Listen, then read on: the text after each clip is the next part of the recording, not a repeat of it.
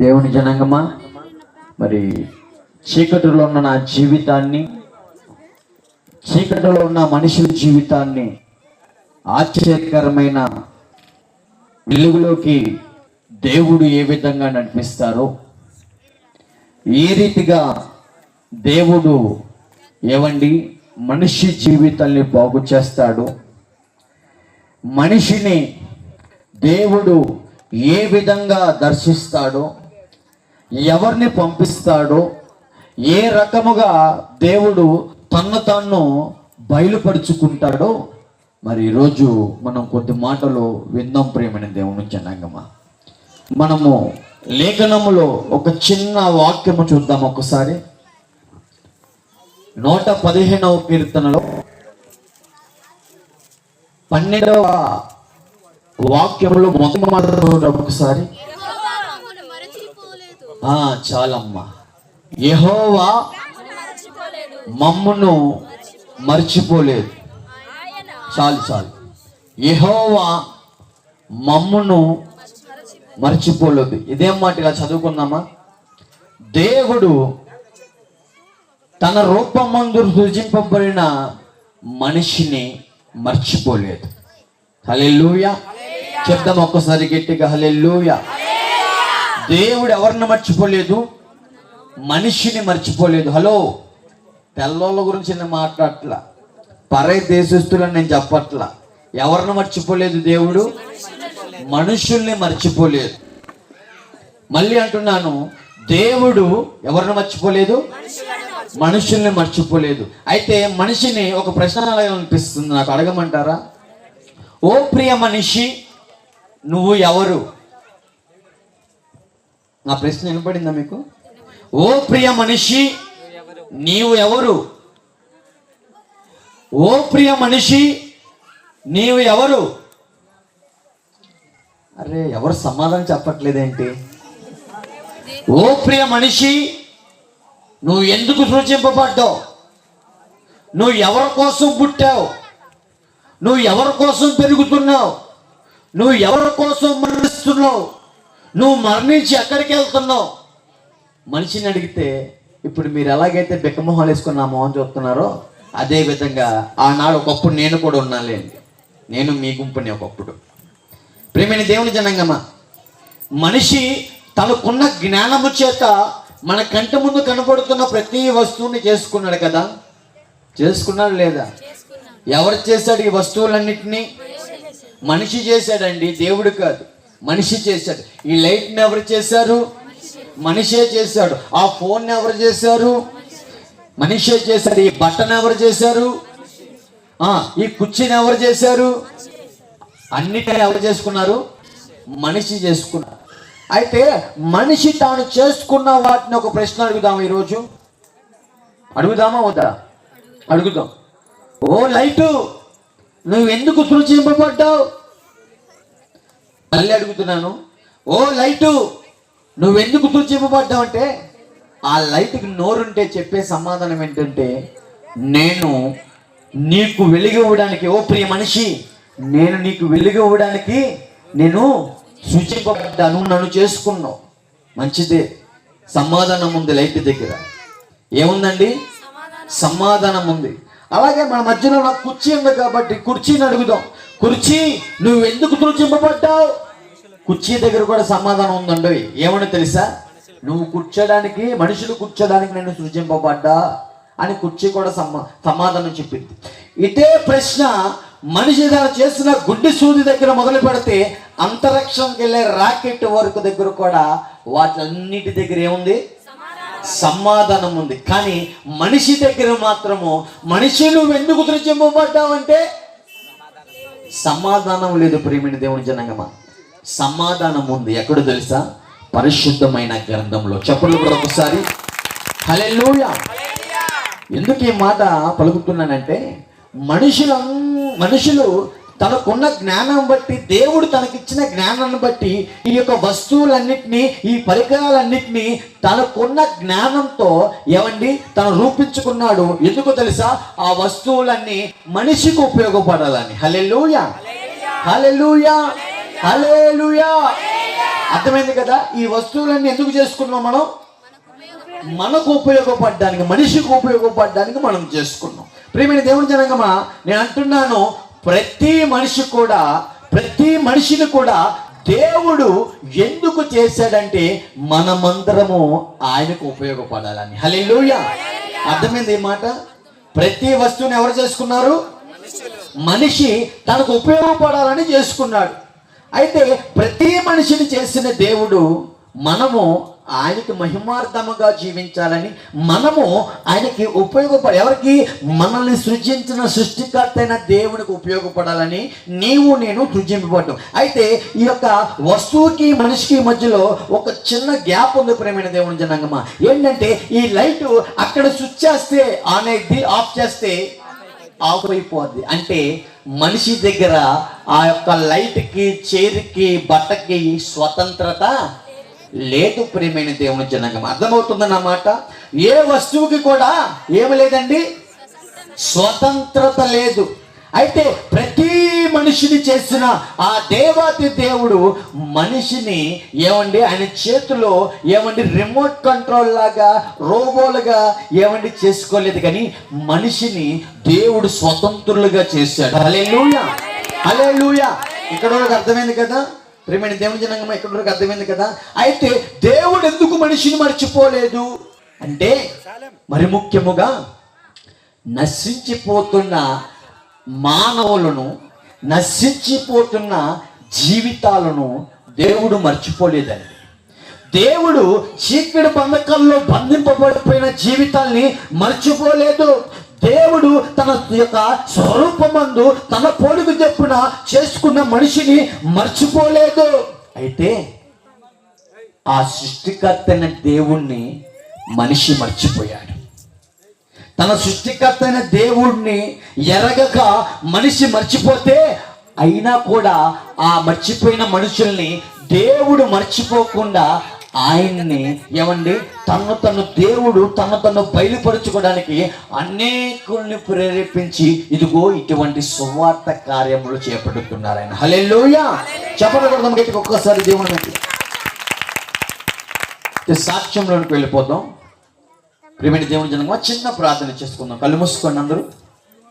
ఎవరు కూడా దయచేసి ప్లీజ్ మాట్లాడద్దు కొద్ది నిమిషాలు. ఈ మాటలు చాలా జాగ్రత్తగా వినండి. దేవుడు మిమ్మల్ని ఏ విధంగా, ఏ రకాలుగా, ఎన్ని విధాలుగా, ఎన్ని మార్లు ఆయన మిమ్మల్ని దర్శించాడో మీకు చాలా క్లియర్ కట్గా అర్థమవుతుంది ఈ మాటలు అంటే. ప్రేమైన దేవుని జనకమా, నా మొహం అందరికి కనపడుతుంది కదా అమ్మ. ప్రార్థన చేసే వాళ్ళు ఒక్కసారి తలెత్తండి అలాగా. నా మొహం వైపు చూడండి, కనపడుతుందా? నా మొహం కనపడుతుంది కదా. మళ్ళీ పోస్టర్లో వేసింది ఏనా కాదా? చుట్టూరు రకరకాల ఫోటోలు పెట్టి ఈ మధ్యలో ఏంటి వైట్ బట్టలు వేసుకొని బైబిల్ పట్టుకొని ఏమవుడు అనే ఒక సందేహాలు మీలో ఉండకూడదని మరి ముఖ్యంగా చెప్తున్నాను.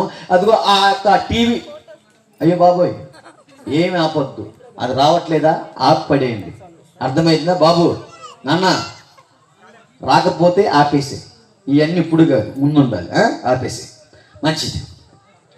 ఎందుకు ఈ ఏర్పాట్లంటే, మా జీవితాలు ఎంత చీకటి బంధకాల్లో ఎంత పాడైపోయినాయో, ఆ పరిస్థితి నుంచి దేవుడు ఏ విధంగా రక్షించానో మీకు కంటికి కనపడేటట్టు చూపించాలని ఎంతగానో ప్రయత్నిస్తున్నాం.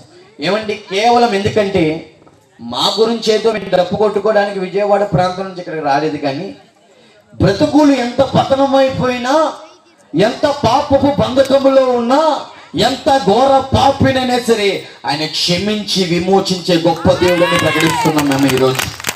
హల్లెలూయా. ప్రార్థన చేసుకుందాం, కళ్ళు మూసుకుందాం. పరిశుద్ధుడా, గొప్ప దేవ, మీ ఘనమైన శక్తిగల నామముకు వేలాది వందనములు తండ్రి. నిజమే, ప్రతి మనిషిని ప్రభువా నీవు సృజించావు ప్రభువా. పాడైపోయిన జీవితాన్ని నువ్వు మర్చిపోలేదయ్యా. అయా మరి సమయములో రక్షణ సాక్ష్యము అనుభవపూర్వకంగా ప్రకటిస్తూ ఉండగా అనేకులతో ఈరోజు మీరు మాట్లాడండి.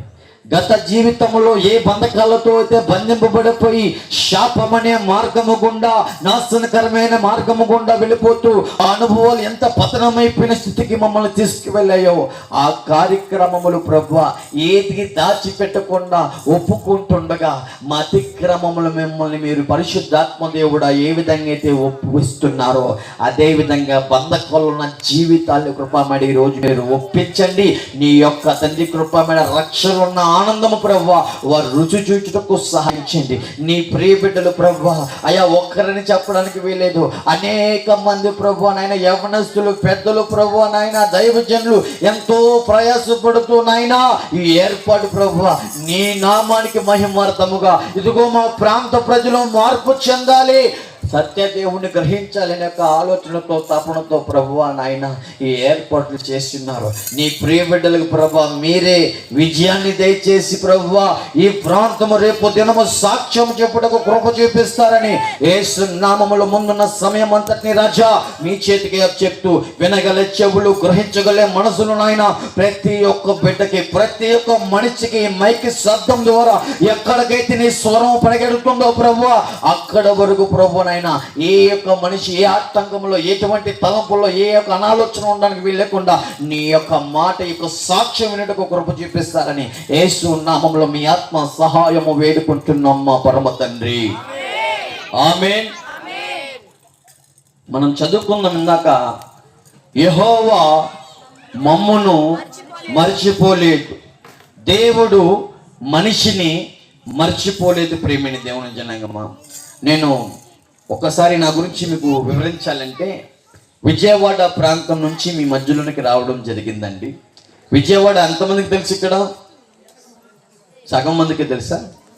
అందరికి తెలుసండి విజయవాడ. ఆ విజయవాడకి ఇంకో పేరు ఉంది తెలుసా మీకు? విజయవాడ. ఆ విజయవాడలో ఎక్కువ ఏలుబడి చేసేది ఏంటో తెలుసా మీకు? రౌడీజం అని పేరు పడిపోయింది విజయవాడకి. అదే విజయవాడలో మీకు అందరికీ గుణదల కొండ తెలుసా? తెలుసు కదా, చాలా మందికి ఏమండి తెలుసు గుణదల కొండ. ఆ కొండ దగ్గర ఒక ప్లేస్ ఉందన్నమాట, అరుళ్ నగర్ అని మా యొక్క ప్రాంతం, మేము నివసించే ప్రాంతం. కొండకి రకరకాల ఈ చుట్టూరు ఒక్కొక్క ఏరియా ఉంటుంది. ఒక ఏరియాలో అరుళ్ నగర్ అన్నమాట. ఆ పేరు క్రైస్తవ్యానికి సంబంధించిన పేరు. అరుళ్ నగర్ అంటే క్రైస్తవ్యానికి సంబంధించిన పేరు. ఆ గుణముల కొండ దగ్గర క్రీస్తురాజపురం అని ఆ ఏరియా పక్కనే ఆనుకొని ఈ ఏరియా కూడా ఉంటుందన్నమాట. అటువంటి ఏరియాలో నా తల్లిదండ్రులు, మా కుటుంబ సభ్యులు, చాలా మంది మా గుంపు ఆ ప్రాంతంలో నిలబడుతుంది. ఎందుకు గుంపు అన్నానంటే మా యొక్క కమ్యూనిటీ ఏంటంటే ఎస్సీ రెల్లీస్ అన్నమాట. ఆ కమ్యూనిటీ అంతా ఒకే దగ్గర, మా బంధుప్రియులు మేమందరము ఒకే దగ్గర ఉంటాం. ఆ ప్రాంతంలో ఏమండి మా తల్లిదండ్రులు ఎంతగానో కష్టపడి ఎంతగానో పనిచేసి మమ్మల్ని మా యొక్క ఏమండి నాతో పాటు పుట్టిన నా అక్కలిద్దరిని ఏమండి ఎంతగానో బాగా చూసుకుంటూ ఉండేవారు. ప్రేమైన దేవుని జనగమ, పిల్లల కోసం ఎంతో కష్టపడే తల్లిదండ్రులు ఏమండి పిల్లల భవిష్యత్తు కోసము ఎంతగానో ఆలోచించే తల్లిదండ్రులు ఉన్నారు. ఏమండి మరి ముఖ్యముగా ముగ్గురు లేక ఆఖరిగా పుట్టిన మగ పిల్లవాడుగా ఉన్న నన్ను బాగా చదివించాలని ఆశపడతా వచ్చారు నా కన్న తల్లిదండ్రులు. ఏమండి వారి పేర్లు చెప్పాలి కాబట్టి మా నాన్నగారి పేరు బంగారు అప్పారావు గారు, మా తల్లి గారి పేరు ఏమండి బంగారు లక్ష్మి గారు, నా పేరేమో బంగారు సాయి కుమార్గా ఆనాడు నా తల్లిదండ్రులు నాకు పేరు పెట్టారు. మా అక్కలు ఇద్దరు ఉన్నారు కాబట్టి వారి పేర్లు కూడా చెప్తే ఒక పని అయిపోతుంది. బంగారు దుర్గాదేవి గారిగా మా పెద్దక్క గారు, బంగారు సత్యవతి గారిగా మా చిన్నక్క గారు.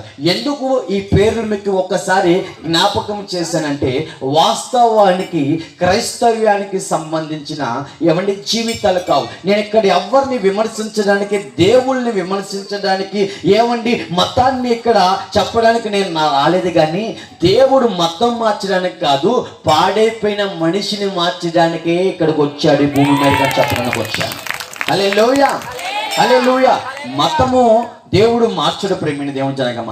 మనిషిని, పాడైపోయిన మనిషిని బాగు చేయడానికి మాత్రమే యేసు ప్రభు వారు ఇదిగో పరలోకాన్ని విడిచిపెట్టి ఈ లోకానికి వచ్చిన్నారు. అయితే ప్రేమిని దేవుని జనగమ గమనించండి, ఒక్కసారి గమనించండి ఈ మాటలు.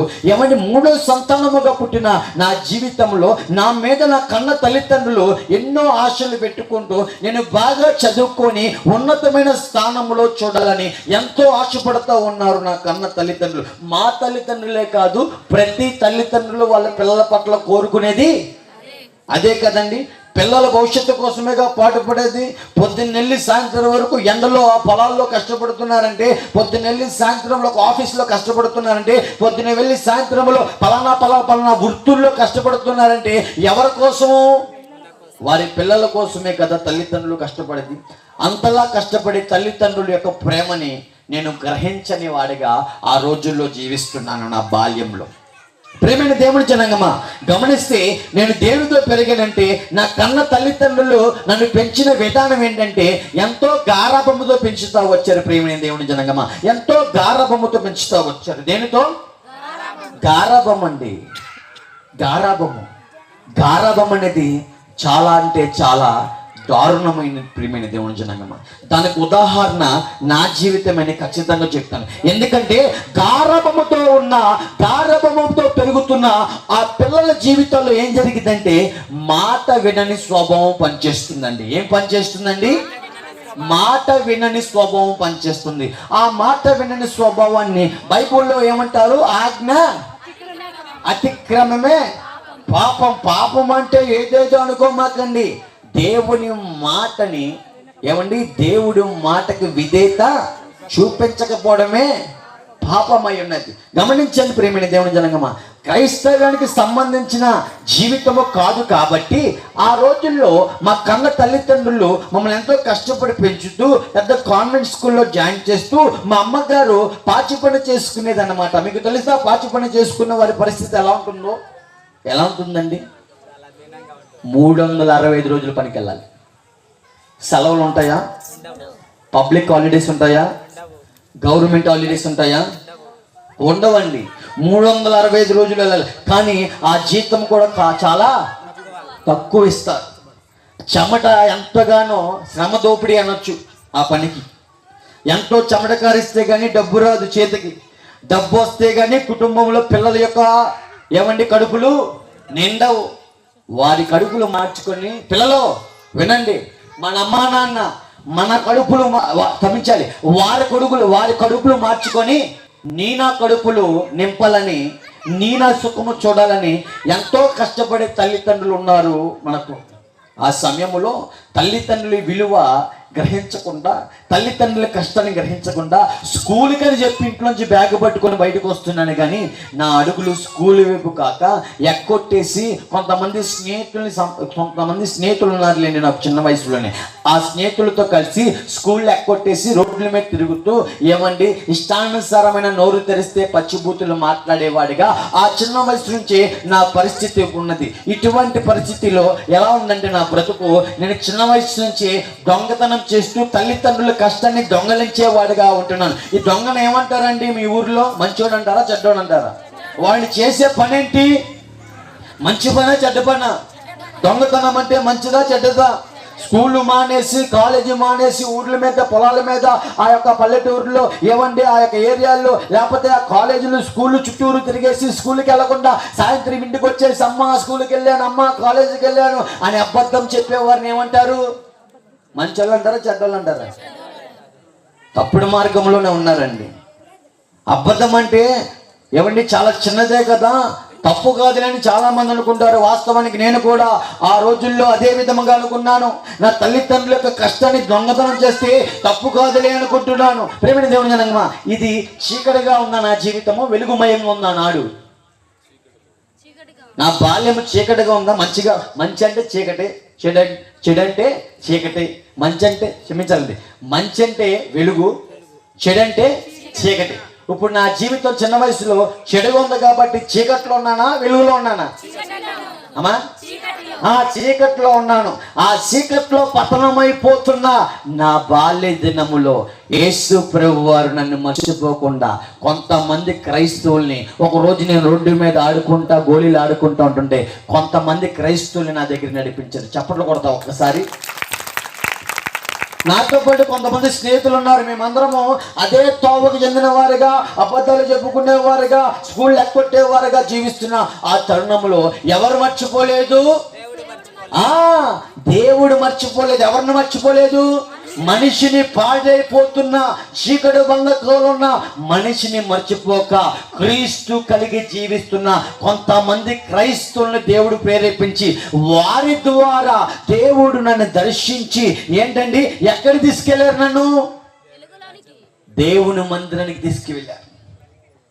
దేవుని మందిరానికి తీసుకువెళ్ళారు. ప్రియమైన దేవుని జనగా, దేవుని మందిరానికి ఎందుకు తీసుకెళ్లారంటే ఒక పిల్లవాడు తన వయసుకు తగ్గట్టుగా ఎలాగ ప్రవర్తించాలో, ఒక పిల్లవాడికి దేవుడు వాక్యంలో ఏదైతే ఏ విధంగా తన తల్లి తండ్రుల్ని సన్మానించమన్నాడో, ఒక పిల్లవాడు తన యొక్క వయసుకు తగ్గట్టు ఎలా మాట్లాడాలో, తన ప్రవర్తన ఎలాగుండాలో, తన సృష్టికర్తని తను ఏ విధంగా స్మరించుకోవాలో ఆ గ్రహింపులోకి దేవుడు ఆ రోజు కొంతమంది క్రైస్తవులను ప్రేరేపించి ఏమండి నా జీవితంలో ఆ రోజు చిన్న వయసులో సండే స్కూల్కి వెళ్ళిన జీవితమే. ఎక్కడికి వెళ్ళాను నేను? దేవుని మందిరానికి వెళ్ళిన జీవితమే. కానీ నేను పెరిగిన విధానం గురించి చెప్పాను, గుర్తుందా? దేంతో పెరిగానండి నేను? పిల్లల్ని అస్సలు మాట్లాడించొద్దు దయచేసి. పిల్లల్ని దయచేసి మాట్లాడించొద్దు. వాళ్ళని పక్కన కూర్చోబెట్టుకోండి, లేకపోతే వాళ్ళు మాట్లాడితే ఇలాగైనా అనండి దయచేసి. అర్థమవుతుందా? చాలా డిస్టర్బెన్స్ ఉంది నాకైతే. ఒక్కసారి గట్టిగా స్తోత్రాలు చెల్లించండి. హల్లెలూయా, హల్లెలూయా. మంచిది ప్రియమైన దేవుని జనాంగమా. బాల్య దినంలో గారాబముతో పెరుగుతున్నాను కాబట్టి ఎవరు ఏ మాట చెప్పినా లెక్క చేయనితనం కాబట్టి ఏం జరుగుతుందంటే ఆ సమయంలో నాకంటే ఒక 2 వారాల క్రితము దేవుడి సన్నిధికి వచ్చిన ఒక సహోదరుడికి ఒక మంచి బహుమతి ఇచ్చారు. ఎక్కడ? దేవుని మందిరంలో మంచి బహుమతి ఇస్తే నాకెందుకు ఇవ్వలేదనే ఒక ఆలోచన నాలో మొదలవుతుంది. నాకెందుకు ఇవ్వలేదు అనే ఒక దాంట్లో మన భాషలో ఏమంటారు దాన్ని? అసూయ, ఈర్ష్య, ఇంకా పచ్చిగా మాట్లాడండి కుళ్ళు. ఇది అచ్చ తెలుగు భాష. ఏమంటారమ్మా? అది ప్రభుత్వం చేస్తుంది నాలో. ఆ రోజు నాకు గిఫ్ట్ ఇవ్వరా అని ఇంత రాయ దేవుని సన్నిధి మీద చేశాను. ఇది మంచా చెడా? చీకటి స్వభావంతో జీవిస్తున్నాను కదా, నాకు ఈ దేవుడు వద్దు, నాకు ఈ యొక్క మందిరం వద్దు, నాకు వద్దు అనుకుంటూ పెద్ద రాయి శ్రేసి నేను అక్కడి నుంచి బయటకు వచ్చేసాను. ప్రేమైన దేవుని జనగమ, గమనించండి. దేవుడు తాను సృజించిన మనిషిని మర్చిపోలేదు. కానీ నేను సృష్టికర్తను ఏం చేశాను? మర్చిపోయి సన్నిధికి వీపు చూపించి బయటకు వచ్చేసాను అన్నమాట. బయటకు వచ్చేసి నేను అలా ఉండిపోనగా ఏమైంది? నాకు వయసు పెరుగుతుందండి. వయసు పెరుగుతున్న సమయంలో నా కంటి ముందు కొన్ని మార్గాలు కనపడుతున్నాయి. ప్రేమైన దేవుని జనంగమా, ఏంటి ఆ మార్గాలు అంటే మరి ముఖ్యంగా ఈ సినిమాలు అప్పుల్లో టీవీలు బాగా ఉండేవండి. ఇప్పుడైతే అందరి చేతిలో స్మార్ట్ ఫోన్లు ఎలాగైతే ఉన్నాయో అప్పుడు టీవీలు ఉండేవి. ఆ టీవీలు ఉన్నప్పుడు ఆ టీవీలో కనపడే సినిమాలు చూస్తూ మురిసిపోతూ, ఆ సినిమాలో కనపడే ప్రేమలు చూస్తూ అబ్బబ్బ ఈ ప్రేమ సూపర్ ఉంది కదా, ఈ ప్రేమ అంటే ఏంటి? ఒక అమ్మాయిని ప్రేమించాం, ఇదేదో బాగుంది కదా, ఈ మార్గం ఏదో బాగుంది కదా, నేను కూడా ఒకరిని ప్రేమిస్తే బాగుంటుంది కదా అంటున్నాను. ఏం చేస్తున్నానమ్మా? ప్రేమ అనే పదము చాలా విలువైనది. అర్థమవుతుందన్నమాట. ఇప్పుడు సినిమాల ప్రేమ ఎలాగుందంటే అబద్ధపు ప్రేమ. ఎందుకంటే వారి యొక్క కోరిక, వారి యొక్క అవసరతలు తీర్చుకునేదే ఇప్పుడు ప్రేమ అనే ఒక ట్యాగ్ లైన్ పెట్టి జీవితాలంతా ఎంతగానో పతనము చేసుకుంటున్న గుంపులు మనం టీవీ ఆన్ చేసి న్యూస్లోకి వెళ్తే కనపడుతున్నాయమ్మా, చూస్తున్నారు కదమ్మా. ప్రేమ విఫలమైపోయిందని తమ్ముడు ఏమయ్యాడు? ఊరేసుకొని చచ్చిపోయారు. ఆ గుంపుల్లో అటువంటి స్నేహితులు నాకు బోల్డ్ మంది ఉన్నారు. ప్రేమ విఫలమైపోయిందని, ప్రేయసి దూరం అయిపోయిందని, ప్రేయసి మోసం చేసిందని నడి రోడ్డు మీదే, లేకపోతే ఇంటికి వెళ్ళిపోయి ఆమె ఒంటరిగా ఉంటే పొడిసి చంపేసిన స్నేహితులు కూడా ఉన్నారు నాకు. ఈ ప్రేమ ఏం చెప్తుందమ్మా? చచ్చిపో లేకపోతే చంపేసే అని ప్రేరేపిస్తుంది. అటువంటి ప్రేమను చూస్తే ఈ సినిమాల్లో ఆ ప్రేమకి ఆకర్షితున్నాయి. నేను కూడా నా యొక్క సమయములో నా యొక్క అట్రాక్షన్లో ఆ సమయములో ఆ వయసు ఎలాంటిదంటే 8వ క్లాసు 9వ క్లాసు 6వ క్లాసు అంటే ఏం వయసు అది? కానీ ఆ వయసుకి నాకు ప్రేమ కావాల్సి వచ్చింది. తల్లిదండ్రులు ప్రేమ గ్రహించలేదు, కానీ తల్లిదండ్రులు నా కోసం రోజు చెమట కారిచ్చి రోజు వారి ఇష్టాన్ని చంపుకొని వారి కష్టము మాకు తెలియకుండా మా కష్టము లేకుండా పెంచుతున్న తల్లిదండ్రులు ప్రేమ నాకు అర్థం కాలేదు. కానీ ఎవరు ప్రేమ అర్థం వచ్చింది అప్పుడా? సినిమాల ప్రేమే. అమ్మాయి ప్రేమ ఎక్కడ చూసాను నేను?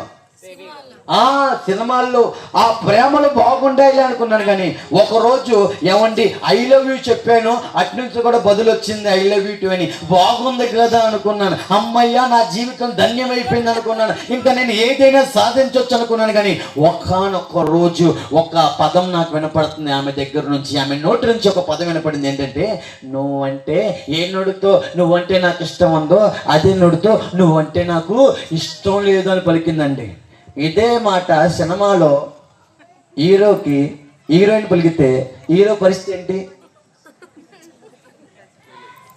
మంచిగా నూనె రాసుకొని డిప్ కటింగ్ చేసుకొని ఇలా పక్కకి తీసి ప్లెయిన్ బట్టలు వేసుకొని అంటాడా? ఎలా ఉంటాడమ్మా? సినిమాల్లో చూపించేది ఏంటి? సంఖలో ఒక పిల్ల, గడ్డం, జుట్టు, లేకపోతే ప్లేన్లతో కోసుకోవడం, చేతులు శరీరాన్ని కోసుకోవడం, ఏగంటే చూపించేది. ఏదైతే నేను చూస్తున్నానో ప్రేయసి దూరం అయిపోయిందని, నేను ప్రేమించిన అమ్మాయి దూరం అయిపోయిందని, అదే విధంగా గడ్డాలు పెంచి, అదే విధంగా జుట్టు పెంచి, అదే విధంగా బ్లేడ్లు పట్టుకొని చేతులు కోసుకున్నాను. అన్నయ్య, సినిమాలో నిజంగానే కోసుకుంటారా? డూబే కదండి. కానీ చూసేవాడికి ఏమవుతుంది? కోసుకోవాలనిపిస్తుంది. అంటే కోసుకుంటే బాధపోతుందేమో అనుకుంటున్నాడు యవనస్తుడు, కానీ తన శరీరాన్ని గాయపరుచుకుంటున్నాడు గ్రహింపు లేదు. ప్రియమైన దేవుని జనాంగమా, ఇగో మందు తాగితే మందు తాగాలని, ప్రేమ విఫలమైపోతే మత్తు పదార్థాలతో సావాసం చేయాలని ఎక్కడ చూశాను నేను? సినిమాల్లోనండి బాబోయ్. ఆ రోజు ఆ మత్తు పదార్థాలతో సావాసం చేసేవాడిగా నా అడుగులు మొదలవుతున్నాయి. ప్రియమైన దేవుని జనగమా, ఆ రోజు ఏమవుతుందో తెలుసా? మత్తు పదార్థాలతో సావాసం చేయడం జరుగుతుంది నా జీవితంలో. ఎందుకయ్యా మనిషి మత్తు పదార్థాలతో సావాసం చేస్తున్నాడంటే, ఆ మనిషికి అన్నాడు ఏమో తెలుసా? ఈ మత్తు సమాధానం ఇస్తుంది, ఈ సిగరెట్ టెన్షన్ పోగొడుతుంది, ఈ యొక్క పదార్థాలు, ఈ యొక్క గంజాయి, ఈ యొక్క మందు ఏం చేస్తాయంటే మనకు ఆనందము దయచేస్తాయని సినిమాల్లో చూసి నేర్చుకున్నాం. అవునంటారా కాదంటారా? అలాగే నేర్చుకున్నాను. కానీ బాధ పోలా, వేదన పోలా, టెన్షన్ పోలే. కానీ నా యవ్వన ప్రాయంలో నా బలాన్ని నేను పోగొట్టుకున్నాను, నా శక్తిని నేను పోగొట్టుకున్నాను. ప్రియమైన దేవుని జనంగా, ప్రతి వస్తువుని చేసిన మనిషి ఒక పేపర్ పెడతాడు తెలుసా మీకు? దీని పేరే మాన్యువల్ అంటారు. ఇంకా మాట్లాడితే టర్మ్స్ అండ్ కండిషన్స్ అంటారు.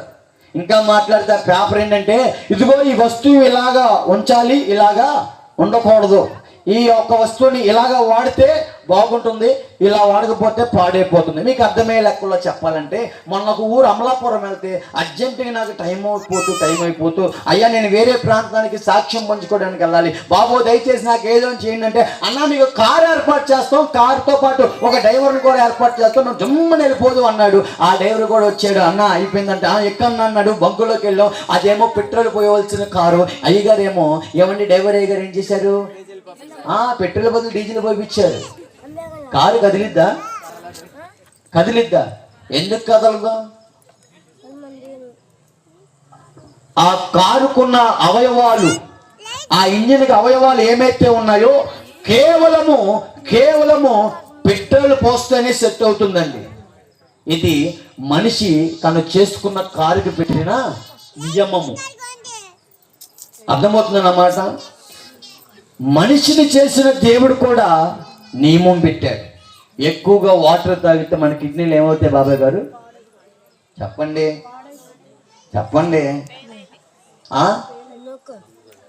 వాటర్ తాగితే ఫెయిల్ అయిపోద్దా? మంచినీళ్ళండి. వాటర్ అని ఇంగ్లీష్లో చెప్పారు. మంచినీళ్ళు తాగితే ఏమైందమ్మా? మరి వాటర్ బదులు వాటర్ తాగితే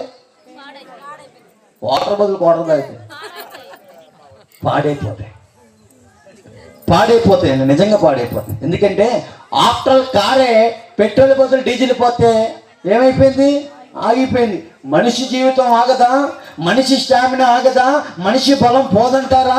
ఒకప్పుడు నేను బలం ఉన్నప్పుడు ఏమన్నా అంటే ఇది నా బలం రా, నువ్వు నాకు ఎత్తనావు ఏంటి డబ్బు, ఇది నా ఇష్టం రా అనుకుంటూ విర్రవీగతనంతో జీవిస్తూ ఏమండి ఇలా జుట్టు పెంచి బ్లేడుతో శరీరాలు కోసుకుంటూ ఇదిగో మీకు నేను మచ్చ కనబడితే ఈ మచ్చ దగ్గర నుంచి నా మోకాల కింద వరకు కూడా శరీరం అంతా పచ్చబొట్లు సూదులతో పొడుచుకొని మీరు గమనిస్తే నా మెల్ల మీద కూడా కనపడితే, నా పొట్ట మీద ఉంటాయి, నా కాళ్ళ మీద ఉంటాయి, నా ఈపు మీద ఉంటాయి. ఎటు చూసినా పచ్చబొట్లు పొడిపించుకుంటూ ఈ శరీరాన్ని పాడు చేసుకుంటూ ఏమండి నాకు సంతోషం ఇచ్చేవి ఈ మత్తు పదార్థాలే అనుకుంటున్నావు. ఆ మత్తు పదార్థాలనే మార్గం గుండా వెళ్ళారు.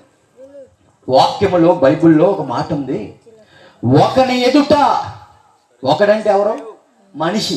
మనిషి ఎదుట సరైన మార్గముగా. ఏమండి చదువుదాం ఒకసారి సామెతల గ్రంథం 14:12 చదవండి. 14:12 సామెతల గ్రంథం. ఒకని ఎదుట సరైనదిగా మంచిగా కనబడు మార్గము కలదు, అయితే అది తుదకు చివరికి ఏం చేసిందంట? మరణం అనే త్రోవకు నడిపిస్తుందంట. మొదటగా సిగరెట్ అనే మార్గం బాగుందనుకున్నాను, మొదటగా మందు అనే మార్గం బాగుందనుకున్నాను, మొదటగా గంజి అనే మార్గం బాగుందనుకున్నాను, మొదటగా ఏమండి ఈ యొక్క మత్తు పదార్థాలు అనే మార్గం బాగుందనుకున్నాను, మొదటగా ఈ వ్యభిచార గృహాలనే మార్గం బాగుంటుంది అనుకున్నాను, మొదటగా ఈ 4 కోళ్ళ మధ్య పెళ్లి కాకముడిపై శరీరాన్ని పాడు చేసుకునే మార్గం బాగుంటుంది అనుకున్నాను, మొదటిగా పాపిష్టి పనులన్నీ బాగానే ఉందనుకున్నాను ఆ మార్గము. కానీ ఒకానొక రోజు యవ్వన ప్రాయములో ఉన్న ఆ బలం అంతటిని నేను పోగొట్టుకొని హాస్పిటల్ చుట్టూరు తిరుగుతున్నాను. మొదటగా బాగున్న మార్గము ఆఖరికి మరణకరమైన త్రోవలోకి నడిపించింది. ప్రేమైన దేవుని జనాంగమా, బలం ఉన్నప్పుడు ఏమన్నానండి? ఇది నా బలము, ఇది నా జీవితము, ఇది నా ఇష్టము అని విర్రవీగుతున్నాను. కన్ని పెంచి ఏమండి అంతవాడిగా చేసిన ఏమండి కన్న తల్లిదండ్రుల మాటకి లోబడకుండా, కుటుంబ సభ్యుల మాటకి లోబడకుండా ఆ వ్యసనాలతో సావాసం చేయమాకయ్యా పాడైపోతావు అని చెప్తున్నా సిగ్గు లేకుండా వాటితోనే సావాసం చేస్తూ వాటికి బానిసనైపోయానండి. వాటికి బానిసనైపోయి అవి లేకపోతే నేను జీవించలేను అన్నట్టుగా నా శరీరము ఆ మత్తు పదార్థాలకు అలవాటు పడిపోయినాయి. ప్రేమైన దేవుని జనాంగమా, అతి చిన్న వయసులోనే అయింది వ్యసనాలతో 24 గంటలు వాటితో సావాసం చేసి ఇదిగో దేవుడు మనిషికి పెట్టిన మంచి ఆహారాన్ని భుజించడం మానేసి ఈ లోకపరమైన వ్యసనాలతో సావాసం చేస్తూ శరీరం అంతా మాలిన్యం చేసుకున్నాను. వ్యసనాలతో సావాసం చేసే మనిషి జీవితం ఏమవుతుందండి?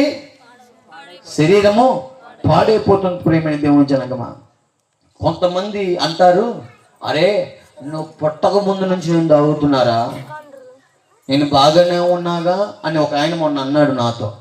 నేను అన్నాను, బాటిల్ ఏమి ఉందా బాబు? బాటిల్ ఏదైనా బాటిల్ ఇవ్వండి, ఏదో ఒకటి ఇవ్వండి అయ్యా.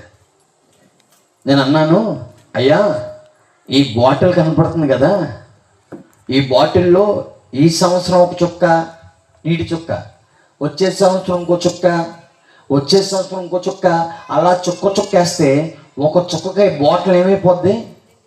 నిండిపోద్ది. అదేవిధంగా ఈ ఖాళీ బాటిల్ ఫాస్ట్గా వచ్చే ఆ పైపు కింద పెడితే కొన్ని సెకండ్లు ఈ బాటిల్ ఏమైపోద్ది? నిండిపోద్ది.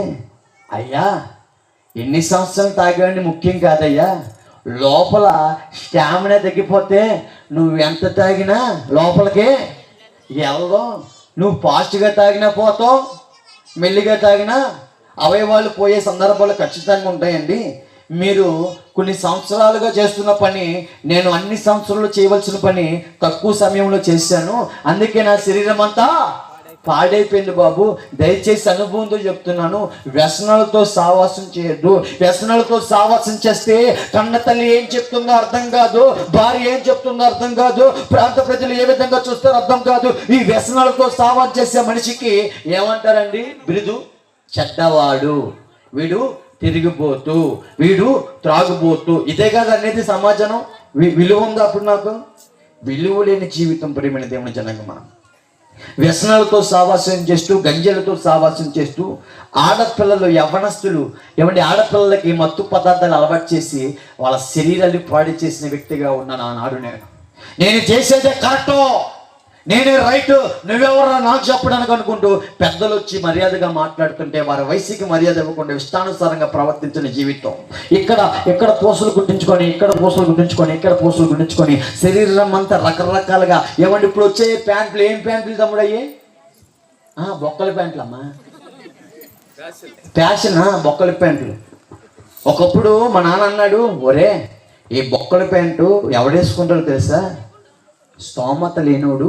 అయ్యా తినడానికి కూడా సరిగ్గా తిండి లేకుండా అడుక్కునేవారు ఉంటాడు చూసావా, వాళ్ళు వేసుకోవడం నేను చూశాను అప్పట్లో. ఇప్పుడు మీరు వేసుకుంటున్నారు.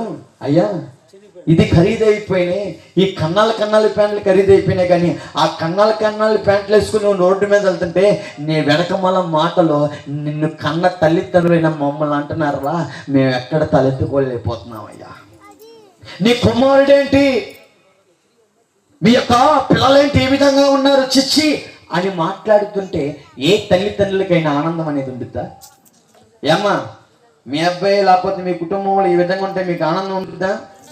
అసలుకే మా అమ్మగారు ఎవరు అనుకున్నారు? ముత్తైదువు గారు. తెలుసా మీకు ముత్తైదువు గారు అంటే? ఏ ఫంక్షన్ జరిగినా పెద్దగా నిలబడిద్ది మా అమ్మ. ఆమె చేతుల మీద అన్ని జరగాలని కోరుకుంటారు మా ప్రాంత ప్రజలు. మా అమ్మగారు బాగా పూజలు పునస్కారాలు చేసేవారే. లక్ష్మీ గారుగా పిలువబడుతూ మంచి పలుకుబడి ఉంది. కానీ ఆమె పరువు అంతటిని తీసేసేవాడిగా నా ప్రవర్తన ఉంటుంది. ఎలా మార్చాలి మా సాయి గారిని ఏం చేస్తే బాగుపడతాడు అనే ఒక ఆలోచనలతో ఆలోచించి ఒకవేళ వీడికి దీక్షమాల వేస్తే మారతాడేమో అని ఆ మాల కూడా వేపించారు. కానీ భయము భక్తి లేకుండా ఎప్పుడైతే 40 రోజులు 41 రోజులు 43 రోజులు అయిపోతాయో, ఎప్పుడైతే మాల బయట తీస్తానో మళ్ళీ మత్తు పదార్థాల దగ్గరికి వెళ్ళిపోయేవాడిగా ప్రవర్తిస్తూ జనాల్ని మోసం చేసేవాడిగా ప్రవర్తిస్తున్నాను. ఆ రోజు జనాలు కాదు, తల్లిదండ్రులు కాదు నేను మోసం చేసేది, నన్ను మోసం చేసుకుంటున్నా. తాగితే సమాధానం వస్తుందని నన్ను నేను మోసం చేసుకుంటున్నాను. ఎదుటోడికి విలువ ఇవ్వకుండా నా ఇష్ట ప్రకారంగా జీవిస్తే నేను బాగున్నానులే అనుకుంటూ నన్ను నేను మోసం చేసుకుంటూ ఒక విలువ లేని పాత్రగా జీవిస్తూ నాశనకరమైన కోపములో చీకటిలో జీవిస్తున్న తరుణంలో నజరేయుడైన యేసు నన్ను మర్చిపోక, హల్లెలూయా, నజరేయుడైన యేసు నన్ను మర్చిపోక యేసు నామము కలిగిన కొందరు క్రైస్తవుల్ని పాడైపోతున్న నా జీవితం దగ్గరికి నడిపించాడు దేవుడు. హల్లెలూయా. ఎందుకు ఒక క్రైస్తవుడు, ఎందుకు ఒక దైవజనుడు, ఎందుకు ఒక పాస్టర్ గారు, ఎందుకు ఒక సువార్తికుడు మైకు పట్టుకొని వీధులు వెళ్తూ, గ్రామాలు వెళ్తూ, ఏజెన్సీ ప్రాంతాలకు వెళ్తూ ప్రతి మనిషి దగ్గరికి ఎందుకు యేసు నామాన్ని మోసుకుంటూ వారు వస్తున్నారంటే పాడైపోయిన జీవితాన్ని బాగు చేసే పరమ వైద్యుడు నజరేయుడైన యేసు అని చెప్పడానికి. హల్లెలూయా. యేసు నామములోనే స్వస్థత ఉంది, యేసు నామములోనే శక్తి ఉంది, యేసు నామములోనే విడుదల ఉంది, యేసు నామములోనే మోక్షం ఉంది, యేసు నామములోనే స్వస్థత, బలము, శక్తి, ఆ నామములో గొప్ప వెలుగు ఉంది అని ప్రకటించడానికి వస్తున్న వారిని నేనేమంటున్నాను తెలుసా? మత మార్పిడి చేసేవాళ్ళు వీళ్ళు. తెల్లవారు గురించి మాకు చెప్తున్నావేంటి? పోరా హల్లెలూయా బ్యాచ్గా అన్నాను నేను. ఆ రోజు క్రీస్తునామాన్ని మోసుకుంటూ నాతో పాటు తాగి తమిళనాడి పాడైపోయిన ఆ జీవితము సూర్యనారాయణ అని పిలువబడిన స్నేహితుడు యేసు ప్రభువు నమ్ముకొని మార్పు చెంది తన పాత జీవితం అంతకి వీపు చూపించి యేసు ప్రభు నా జీవితాన్ని మార్చాడు అనుకుంటూ నా దగ్గరికి ఒక మార్పు చెందిన వ్యక్తిగా వచ్చి ఆయన అంటున్నాడు, అయ్యా సాయి, ఇదిగో నా జీవితం ఒకప్పుడు ఎంతగానో పాడైపోయింది, ఆ పాడైపోయిన జీవితం ఏ ఒక్కరు కూడా బాగు చేయలేకపోయారు, హాస్పిటల్ చుట్టూరు తిరిగాను, ఎన్నెన్నో చేశాను, ఏ ఒక్కరి వల్ల కూడా నా జీవితాన్ని బాగు చేయలేకపోయారయ్యా. ఇదిగో నజరేయుడైన యేసు ఆ నామమున ఇగో విమోచన స్వస్థత అనుభవించిన వాడుగా చెప్తూ, ఇదిగో నీవు కూడా నాతో పాటు దేవుని మందిరానికి వస్తావా అని నన్ను పిలిస్తే వారితో నేను మాట్లాడిన మాటలే ఏమిటి? ఓరా పో హల్లెలూయా బ్యాచ్గా ఎవడు చెప్తున్నాను ఈ నీతి మాటలు? ఎందుకంటే ఎందుకు వాడి మీద ద్వేషం కలిగి నేను మాట్లాడుతున్నానంటే, క్రైస్తవ్యం గురించి నా చెవితో వినిన మాటలు ఏంటంటే, క్రైస్తవ్యం అంటే తెల్లల దేవుడు మనకు సంబంధించినవాడు కాదులే, ఆయన పరాయి దేశస్తులు మనకు సంబంధించినవాడు కాదులే అనుకుంటూ, ఇదే సత్యం అనుకుంటూ ఏమండి ఆ రకంగా నేను అందరిని ఇబ్బంది పెడుతున్నాను ప్రియమైన దేవుని జనాంగమా. అయితే బైబిల్లో ఏముందో తెలుసా? బైబిల్లో నేను తెల్లలకు మాత్రమే దేవుడిని లేదు, బైబిల్లో ఏమండి నేను పరాయి దేశస్తులకు మాత్రమే దేవుడు అని లేదు. కానీ బైబిల్లో ఏముందంటే, నేను చదివిన తర్వాత యేసు ప్రభు వారు అందరికీ ప్రభువు అయి ఉన్నారని వాక్యం చదివిస్తుంది ప్రేమైన దేవుని జనగమా. ఒకప్పుడు నేను ఏమనుకున్నాను, ఆయన కొందరికి మాత్రమే దేవుడు అనుకుంటా, ఈయన కొంత తెల్లల్లో మాత్రమే దేవుడు అనుకుంటా, లేకపోతే ఒక వర్గానికే దేవుడు అనుకుంటా, లేకపోతే ఒక కులానికే దేవుడు అనుకుంటా, లేకపోతే ఒక దేశానికే దేవుడు అనుకుంటా అనుకున్న నేను వాస్తవానికి ఒకప్పుడు మారు మనసు పొందుకున్న తర్వాత బైబిల్ చదివితే అక్కడ సత్యం ఏమి వెల్లడిస్తుంది ప్రియమైన దేవుని జనాంగమా. ఇదిగో నా దగ్గరికి వచ్చిన వారిని నేను త్రోసివేసే దేవుణ్ణి కాదు, నాకు పక్షపాతము లేదయ్యా, నాకు భేదాలు లేవు, నేను అందరినీ ఏకరీతిగా ప్రేమించే దేవుణ్ణి. హల్లెలూయా. ఆ సత్యం నాకు ఆనాడు అర్థం కాక పోరపు హల్లెలూయా బేసిగా వీళ్ళంతా దశం భాగాలు ఈ సోషల్ మీడియాలో కొన్ని ఏదైతే బైబిల్ మీద బురద జల్లేవారు ఉంటారో అటువంటి వారి మాటలు విని ఇంకా క్రైస్తవ్యం అంత ఇంతే అనుకుంటూ మార్పు చెందిన నా స్నేహితుడు నాతో పాటు తాగి తమిళనాడు పాడైపోయిన వారి జీవితం నా కళ్ళ ముందే మార్పు చెంది కనబడుతున్న వారి మార్పును గమనించకుండా ఎవరో మత మార్పు అనుకుంటూ వాడిని తిట్టిన నేను, నా స్నేహితుడు అయితే అంటున్నాడు ఏమని తెలుసా? అయ్యా, మనిషి అనుకుంటున్నాడు డబ్బుంటేనే ఆనందం అనుకుంటున్నాడు, మనిషి అనుకుంటున్నాడు చుట్టూరు 100 మంది జనాలు ఉంటే ఆనందం అనుకుంటున్నాడు మనిషి అనుకుంటున్నాడు మత్తు పదార్థాలతో, మందుతో, వ్యసనాలతో సావాసం చేస్తే, డ్రగ్స్తో, మాదక ద్రవ్యాలతో, గంజాయితో సావాసం చేస్తే ఆనందం అనుకుంటున్నాడు మనిషి అనుకుంటున్నాడు తన గురించి అనేకులకు తెలిసి గొప్పగా పోతుంటే అది ఆనందం అనుకుంటున్నాడు మనిషి. అయితే బైబిల్లో మనిషికి పెట్టిన మాన్యువల్, మనిషికి పెట్టిన నియమ నిబంధనలు బైబిల్లో చెప్తున్నాడు దేవుడు ఏమని తెలుసా? ఒక మనిషికి నిజమైన ఆనందము ఈ లోక వ్యసనాల్లో కాదు, ఈ లోక మత్తు పదార్థాల్లో కాదు, ఈ లోక వ్యభిచార గృహాల్లో కాదు, ఈ లోక శరీర కోరికల్లో కాదు, ఈ లోక శరీర అందాల్లో కాదు, ఈ లోకంలో కనబడే ఇగో ఎక్కడా కాదయ్యా, ఈ లోకము అంతా తాత్కాలికమైన ఆనందమే. మనిషికి సంపూర్ణమైన సంతోషం దొరికేది కేవలము దేవుని సన్నిధిలోనే. హల్లెలూయా. ఎక్కడ దొరుకుతుందండి ప్రియమైన దేవుని జనాంగమా?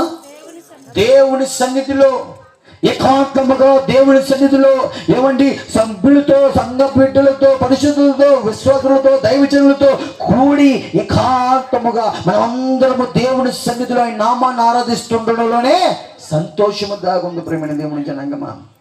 కానీ ఆ సంతోషాన్ని గ్రహించేవాడిగా ఆ రోజు నేను లేను ప్రియమైన దేవుని జనాంగమా. ఆ రోజు ఆ సంతోషాన్ని హృదయపూర్వకంగా నేను అనుభవించడానికి అర్హుడుగా లేను. ఎందుకో చెప్పనా? వాక్యము సెలవిస్తుంది, దేవుడు ప్రతి మనిషిని ఎలా చేశాడండి? స్వతంత్రులుగా చేశాడు. ఎలాగా? స్వతంత్రులుగా చేశాడు. దేవుడు ఎవరిని బలవంతంగా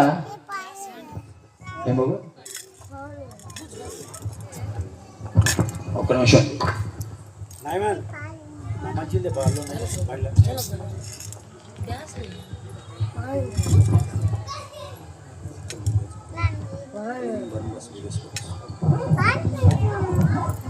హల్లెలూయా. గట్టిగా చేద్దాం ఒకసారి. హల్లెలూయా, హల్లెలూయా.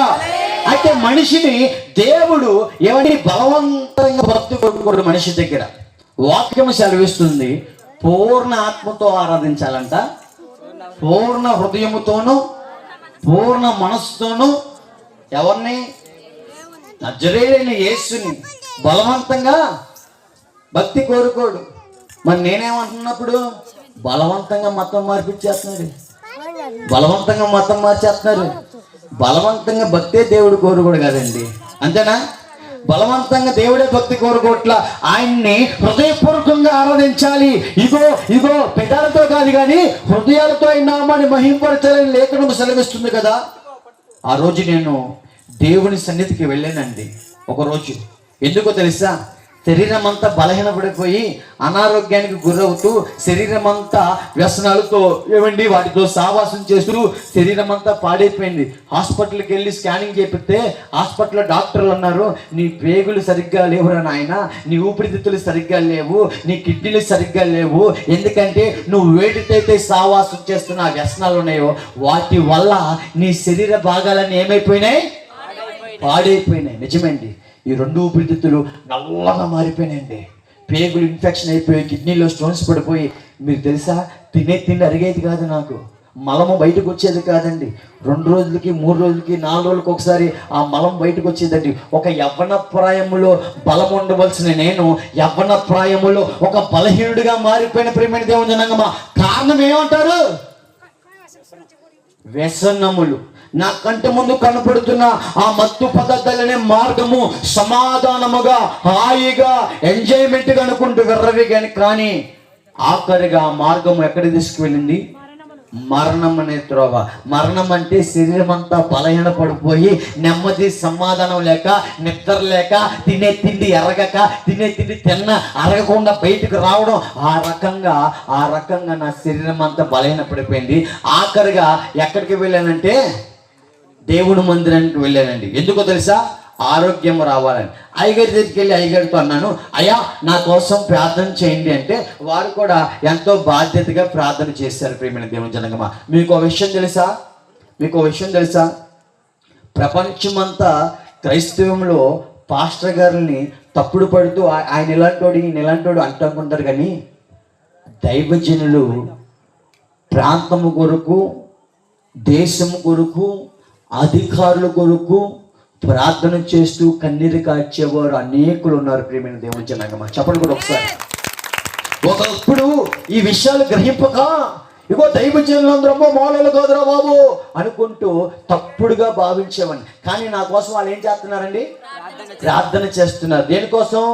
అనారోగ్యంగా ఉన్న నా జీవితము ఆరోగ్యకరంగా బాగుపడాలని, చీకటి బంధకాల్లో పాపపు బంధకంలో నా జీవితము ఆశ్చర్యకరమైన వెలుగు మార్గము నజరేయుడైన యేసు మార్గములో ఉండాలని ఎంతగానో త్రాపత్రపడుతూ ఏమండి వారి శరీరాలను నలకొట్టుకుంటూ ఉపవాసాలుంటూ మా ప్రాంతంలో మా వాళ్ళందరూ బాగుండాలి, నిజమైన ఆశీర్వాదం పొందుకోవాలి, ఆశీర్వాదానికి పాత్రలుగా జీవించాలి అనే ఆలోచనతో ఎంతగానో పాటుపడే దైవజనులు అంటే ఆనాడు చులకన భావముతో జీవిస్తున్నారు. ప్రియమైన దేవుని జనాంగమా, బైబిల్ పట్టుకొని వ్యాపారం చేసే గుంపు ఉంది, నేను కాదనట్లేదు, కానీ అదే బైబిల్ పట్టుకొని వారి జీవితాలు త్యాగం చేసుకుంటున్న గుంపు ఇంకా గొప్ప. ప్రియమైన దేవుని జనాంగమా, హల్లెలూయా, హల్లెలూయా.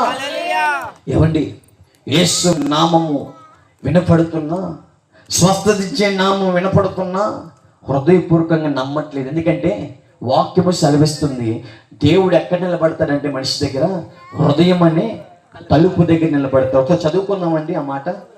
ప్రకటన గ్రంథంలో చూడండి, 3వ అధ్యాయము 20వ వచనం ఒకసారి చదువుతారా? 3:20. ఇదిగో నేను తలుపు యొద్ద నిలుచుండి తట్టుచున్నాను, ఎవడైనను నా స్వరము విని తలుపు తీసిన ఎడల నేను అతని యొద్దకు వచ్చి అతనితో నేను, నాతో కూడా అతడు భోజనము చేయుదుము. హల్లెలూయా. దేవుడు ఎవరి జీవితాల్లో బలవంతంగా రాడు. ప్రియమైన దేవుని జనాంగమా, ఏమండి అడుగుతాడు. ఎక్కడ నిలబడి? హృదయం అనే తలుపు దగ్గర నిలబడి.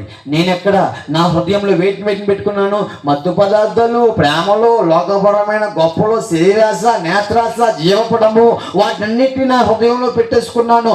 దేవుడి యొక్క స్వరము, రక్షకుడైన స్వరము, వాక్యముతో ఏమంటే దేవుడు దర్శిస్తున్నా, దైవజనుల ద్వారా వాక్యం ద్వారా దర్శిస్తున్నా, దైవజనుల ద్వారా వాక్యం ద్వారా గద్దిస్తున్నా, దైవజనుల ద్వారా వాక్యముతో సూటిగా మాట్లాడుతున్నా. అరే ఈ రోజు వాక్యం నా గురించే మాట్లాడింది కదా, నా కోసమే దేవుడు మాట్లాడాడు కదా. నేను చేస్తున్న అతిక్రమను బట్టి, నేను చేస్తున్న పాపిష్టి ప్రియులు బట్టి, నేను ఉన్న బంధకాలు బట్టి నా గురించే దేవుడు మాట్లాడుతున్నాడు. నేను అతిక్రమములు దాచిపెట్టేవాడుగానే జీవిస్తున్నాను. వాక్యము సెలవిస్తుంది, అయ్యా నువ్వు దాచిపెట్టుకునేవాడుగా జీవిస్తే నువ్వు ఫలించవు, కానీ నువ్వు అతిక్రమము దాచిపెట్టుకునేవాడుగా కాక అతిక్రమం ఒప్పుకొని విడిచిపెడితే దేవుని మహాకనికరాన్ని వీక్షణమే చూస్తావు అంటున్నా.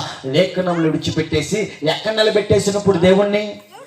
హృదయం అనే తలుపు దగ్గర ప్రేమైన దేవుని జనగమా, దేవుడు కోరుకుంటున్న నివాసం ఏంటో తెలుసా? మనిషి దగ్గర హృదయములో సింహాసనం వేసుకొని ఉండాలనుకుంటున్నాడు దేవుడు. హల్లెలూయా. హృదయం అనే ఆలయంలో ఉండాలనుకున్నాడు దేవుడు. కానీ మనిషి దేవుణ్ణి మర్చిపోయి హృదయం అనే తలుపు దగ్గర నిలబెట్టేశాడండి ప్రేమైన దేవుని జనగమా. ఆ రోజుల్లో నా పరిస్థితి కూడా అదే. అంటే ఆదివారం పూట దేవుని మందిరానికి వస్తుందనే పేరుకే తప్ప ఎక్కడ నిలబెట్టాను దేవుణ్ణి? హృదయం అనే తలుపు దగ్గర బయట నిలబెట్టేసాను తప్ప వాక్యం సర్విస్తూ వాక్యం ద్వారా దేవుడు దర్శిస్తూ ఆయన మర్చిపోకుండా పదే అనేకులు ప్రేరేపించి దైవజనుల ద్వారా, క్రైస్తవుల ద్వారా, బంధుప్రియులు, యేసు ప్రభువు నమ్ముకున్న బంధుప్రియుల ద్వారా నాతో మాట్లాడుతున్నా కూడా నేను గ్రహించకుండా వీళ్ళంత ఇంతరా బాబు అనుకుంటూ వాళ్ళ మీద ఇసుక్కుంటున్నాను ప్రేమైన దేవుని జనగమా. యేసు క్రీస్తుని రుచి చూచిన వారు ఎవరైతే ఉన్నారో వారు మానక యేసు నామాన్ని ప్రకటిస్తూనే ఉంటారు. హల్లెలూయా, హల్లెలూయా. ఎందుకో చెప్పనా?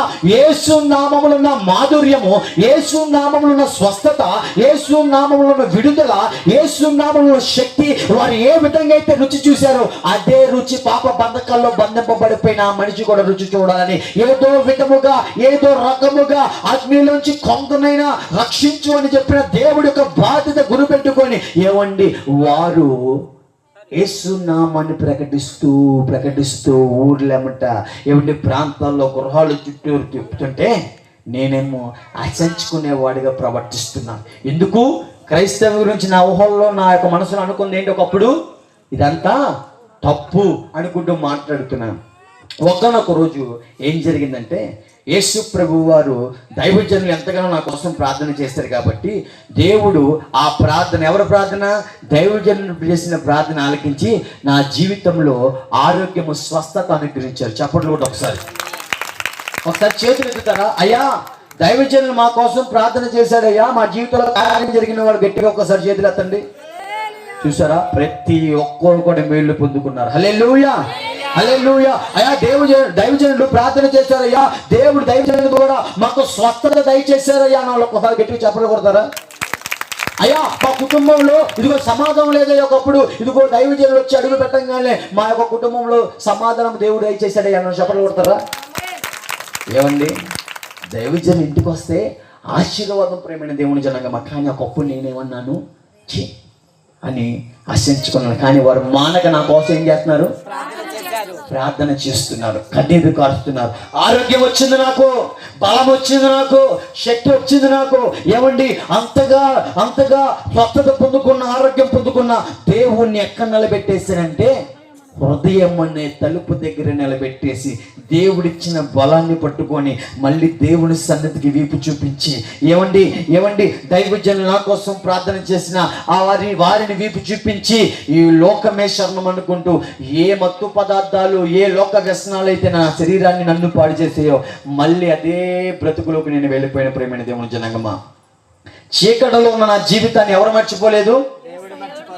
యేసయ్య దేవుడు మర్చిపోలేదు. కానీ మళ్ళీ నేనేం చేస్తున్నాను? దేవుణ్ణి మర్చిపోయాను ప్రేమైన దేవుని జనాంగమా. మేలులు పొందుకొని మర్చిపోయాను, స్వస్థత పొందుకొని దేవుని మర్చిపోయాను, కుటుంబంలో సమాధానం పొందుకొని దేవుని మర్చిపోయాను, కుటుంబంలో కార్యాలు పొందుకొని దేవుని మర్చిపోయిన వాడిగా నాకు దేవునికి సంబంధం లేదు అన్నట్టుగా ప్రవర్తించే గుంపుల్లో నేను కలిసిపోయాను. దేవుడిచ్చిన బలాన్ని లోకానికి ఖర్చు పెడుతూ మళ్ళీ ఒక బలహీనుడిగానే తయారవుతూ ఉన్నాను. ఆ సమయంలో నా దగ్గర చాలా డబ్బు ఉండేదండి. డబ్బు ఉంటేనే సమస్తము జరుగుతుందిలే మనిషికి అనుకున్నాను నేను. డబ్బు ఉంటేనే అన్ని కాళ్ళ ముందు పడతాయి అనుకున్నాను. డబ్బు ఉంటేనే ఏదైనా జరిగిద్ది అనుకున్నాను. డబ్బు ఉంటేనే ఏదైనా చేయొచ్చులే అన్న గర్వపు ఆలోచనలు. నిజం చెప్పండి, డబ్బు ఉంటే ఏదైనా చేయొచ్చా? చెప్తారా? మనిషికి డబ్బు చాలా అవసరం, అవునా కాదా? డబ్బు ఉంటేనే కొన్ని అవసరతలు తీరితే కానీ అన్ని అవసరతలు, మళ్ళీ చెప్తున్నాను, అన్ని అవసరతలు తీరవు. డబ్బు ఉంది ఆ రోజు చేతి నిండా, కానీ ఆరోగ్యం కొనుక్కోగలుగుతున్నానా? డబ్బు ఉంది ఆ రోజు హృదయంలో తృప్తి కొనుక్కోగలుగుతున్నానా? డబ్బు ఉంది ఆ రోజు నైట్ అయితే సుఖవంతమైన నిద్రను కొనుక్కోగలుగుతున్నానా? డబ్బు ఉంది ఆ రోజు. అంతెందుకండి, ఎంతగానో నేను ఇష్టపడే రుచికరమైన ఆహారాన్ని కూడా భుజించలేకపోతున్నాను డబ్బున్నా. అర్థమైందా మాట? ఎంత డబ్బున్నా ఆహారం మీకు ఎలా కాదు. ఒక మనిషికి అంట 100 కోట్లు ఉన్నాయంటండి. ఎంత కోట్లు అమ్మా? 100 కోట్లు ఉంటే రకరకాలు ఈ భూమి మీద ఏ ఆహారం అయినా సరే తినగల కెపాసిటీ ఉన్నాడు ఆయన. ఎందుకంటే ఆయన దగ్గర ఏముంది. కానీ ఎంత పేదోడంటే రోజుకి ఒకటే చపాతీ తింటాడు ఆయన. నా మాట అర్థమైంది మీకు? ఎన్ని కోట్లు ఉన్నాయి కానీ తినేది ఎందుకు? ఏదైనా తేడా జరిగితే తినకూడని ఆహారం తింటే అరగదు. నేనేమంటున్నానంటే ప్రియమైన దేవుని జరగమ్మా, డబ్బు మనిషికి అవసరమే కానీ డబ్బు అన్ని చేయలేదు. ఆ రోజు డబ్బు మీద వ్యామోహంతో డబ్బుని విర్రవీగుతూ ఏమండి ఆ రోజు దేవుడికి వీపు చూపించి ఈ లోకమే శరణం అనుకుంటూ ఏమండి 262 కేజీలు గంజాయి నేను వేరే రాష్ట్రానికి తీసుకువెళ్ళానండి. తెలంగాణ మీదుగా మహారాష్ట్ర తీసుకువెళ్ళాను. అప్పుడు ఎలాంటి సమయమో తెలుసా? లాక్డౌన్ ఎందుకు వచ్చిందండి? ఎవరండి? కరోనా. బలమైన భయంకరమైన వ్యాధి. ఆ వ్యాధి ప్రపంచం అంతటికి వణికిస్తూ మనిషికి ప్రాణం మీద ఏమొచ్చేలా చేసింది? తీపి భయము వచ్చేలా చేస్తూ మనుషులందరూ గృహాల్లోనే ఉండిపోయేలాగా చేస్తుంది ఆ వ్యాధి వచ్చినప్పుడు తమ్ముడు ప్రేమ ఫోటోలు పెట్టమాకన్నమ్మా, నేను చెప్తే నా పౌడర్ తర్వాత పెట్టుకోండి దయచేసి, ఎందుకంటే మళ్ళీ ఫ్లో పోద్ది. మీరు వేరేది పెడుతూ నేను ఇక్కడ వేరే చెప్తే తీసుకోండి, ఇవ్వండి 242424.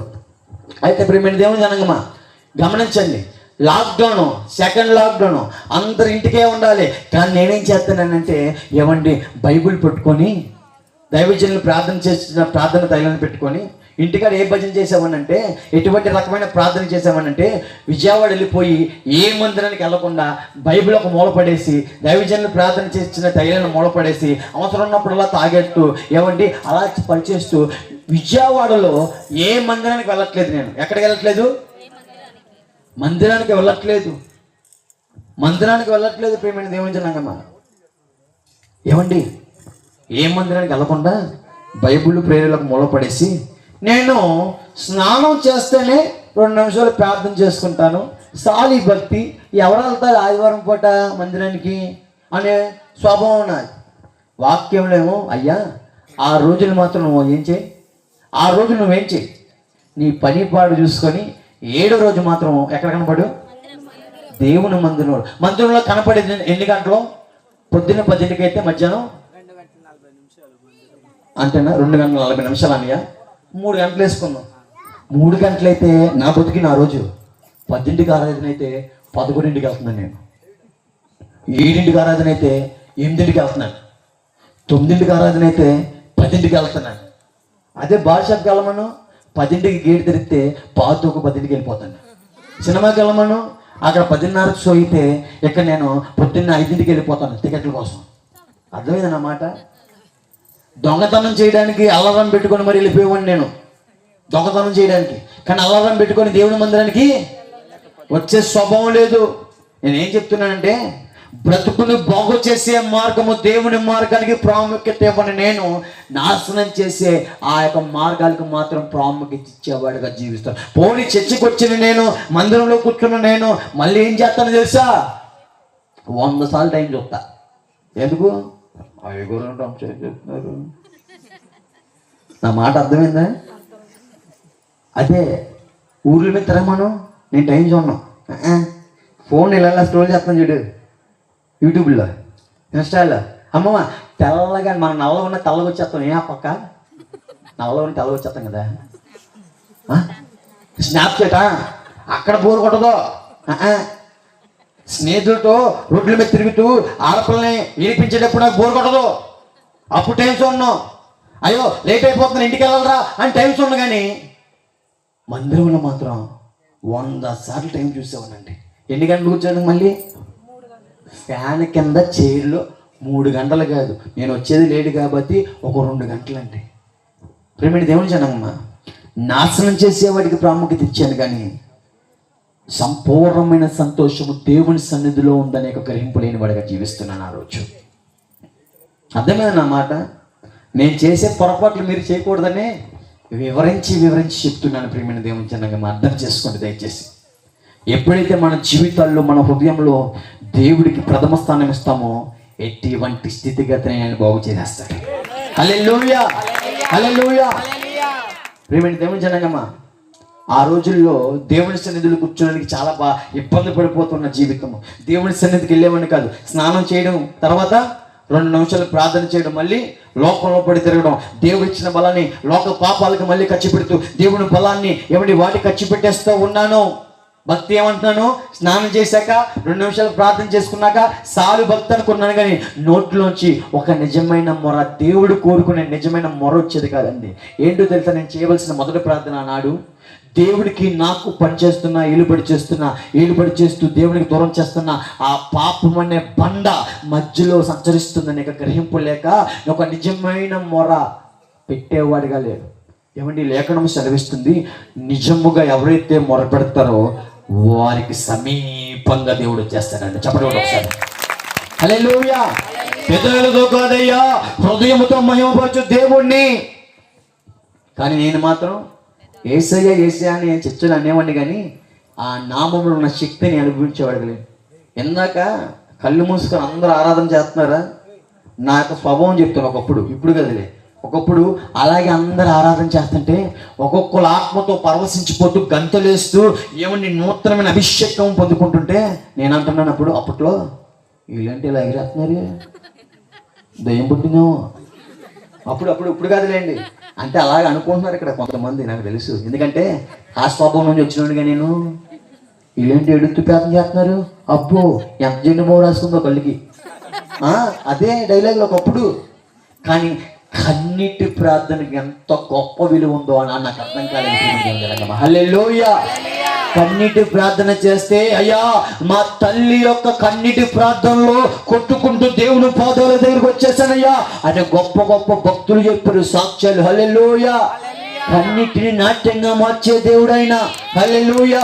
కన్నిటిని జాగ్రత్తగా దాచే దేవుడైనా, హల్లెలూయా. ఇదిగో ప్రియమైన దేవుని జనాంగమా, మనుషుల కన్నిటిని చూసి అవహేళన చేస్తూ చీ అనుకుంటారేమో, కానీ కన్నీటికి మర్యాద ఇచ్చే దేవుడు అండి నజరేయుడైన యేసు. చెప్పండి కూడా ఒక్కసారి గట్టిగా.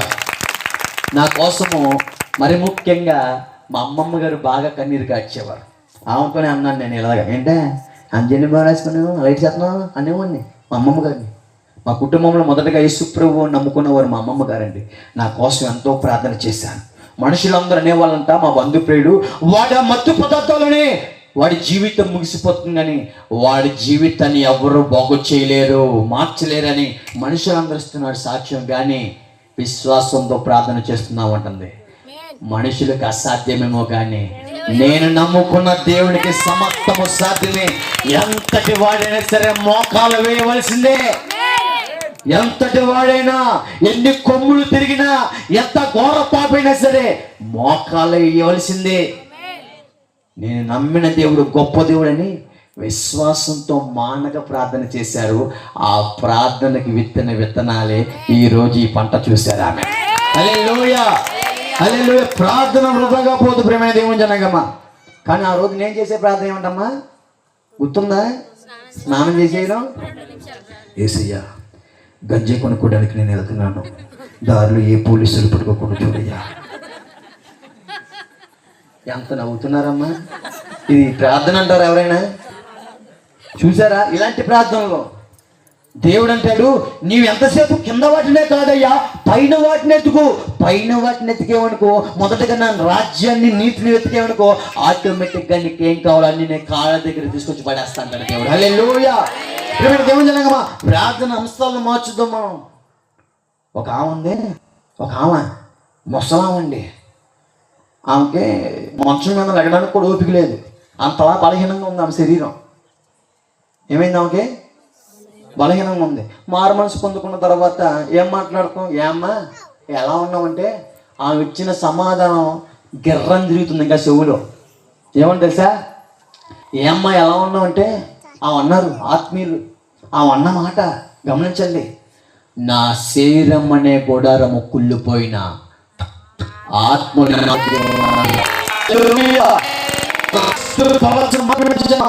శరీరం సమాజమైన ఆత్మ ఆరోగ్యముగా గంతులేస్తుంది అనుకుంటూ సాక్ష్యం చెప్పాలి. హల్లెలూయా. అయ్యా గంజాయి కొనుక్కోడానికి వెళ్ళిపోతాను బాబు, దారిలో ఒక నిజమైన మొర పెట్టలేదు ప్రియమైన దేవుని సంగమా. మొత్తం తీసుకెళ్ళానండి. 262 కేజీలు గంజి తీసుకువెళ్ళాను వేరే ఊరు. డబ్బు సంచి వచ్చేసిద్దని ఎదురు చూస్తున్నాను. డబ్బే సమత్వం అనుకుంటూ విర్రలిగాను కదా. ఆ డబ్బే నాకు ఆహారం ఇచ్చిద్ది, ఆ డబ్బే నాకు అందిస్తుంది. కానీ అటువంటి భ్రమలో ఏం జరిగిందంటే, ఏమండి, సాధ్యం డబ్బు లేక హైదరాబాద్లో మహాత్మా గాంధీ బస్ స్టాండ్ అని, ఆ బస్ స్టాండ్ లో అడుక్కునే వారి పక్కన పడుకునే స్థాయికి ఆ గంజి తీసుకెళ్ళాను. కానీ ఏమండి, ఆ మార్గంలో మోసం ఎదురయ్యి అడుక్కునే వారి పక్కన పడుకునే స్థాయికి వెళ్ళింది నా బతుకు. డబ్బు మీద ఆశ పెట్టుకుంటే నా బతుకు ఏమిందమ్మా? ఎక్కడ ఫుట్పాత్ లో పడుకున్నాను సెకండ్ లాక్డౌన్ అప్పుడు. రోడ్ల మీద తిరగకూడదు. మన ఆంధ్రలో అయితే 9 నుంచి సాయంత్రం 2 వరకు రోడ్డు మీద తిరగకూడదు. మీరు తిరిగారా? నేను తిరగల సెకండ్ లాక్డౌన్ లో. అక్కడ హైదరాబాద్ లో, తెలంగాణలో ఏమో నైట్ 10 నుంచి పొద్దున్న 6 వరకు అక్కడ తిరగకూడదు. ఏం చేయట్లా ఛార్జీలు డబ్బులు ఏం చేస్తుందని తెలుసా? పరిశుద్ధమైన గ్రంథం పట్టుకొని పరిశుద్ధమైన గ్రంథంలో ఉన్న మాటల ప్రకారంగా కాక దేవుణ్ణి అమ్ముకునేవాడిగా ప్రవర్తిస్తున్నాను. చేతుల్లో బైబిల్ పట్టుకొని అలంకరణ అంతా రాజుకొని ఉన్నంతా ఏమండి నా అలంకరణ మార్చేసుకొని మొత్తం మార్చుకోవడం ఏమంటున్నానంటే, ఒక చేతుల్లో బైబిల్ చేతుల్లో బైబిల్ పట్టుకొని అడుక్కునేవాడిగా మారిపోయాను. నేను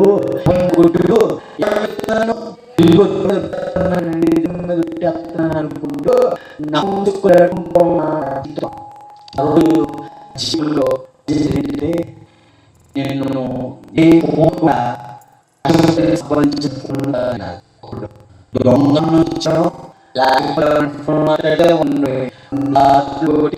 రెండు గుద్దులు గుద్దేసి వాళ్ళ దగ్గర ఫోను లాగేసుకునే బతుకులు అన్నమాట.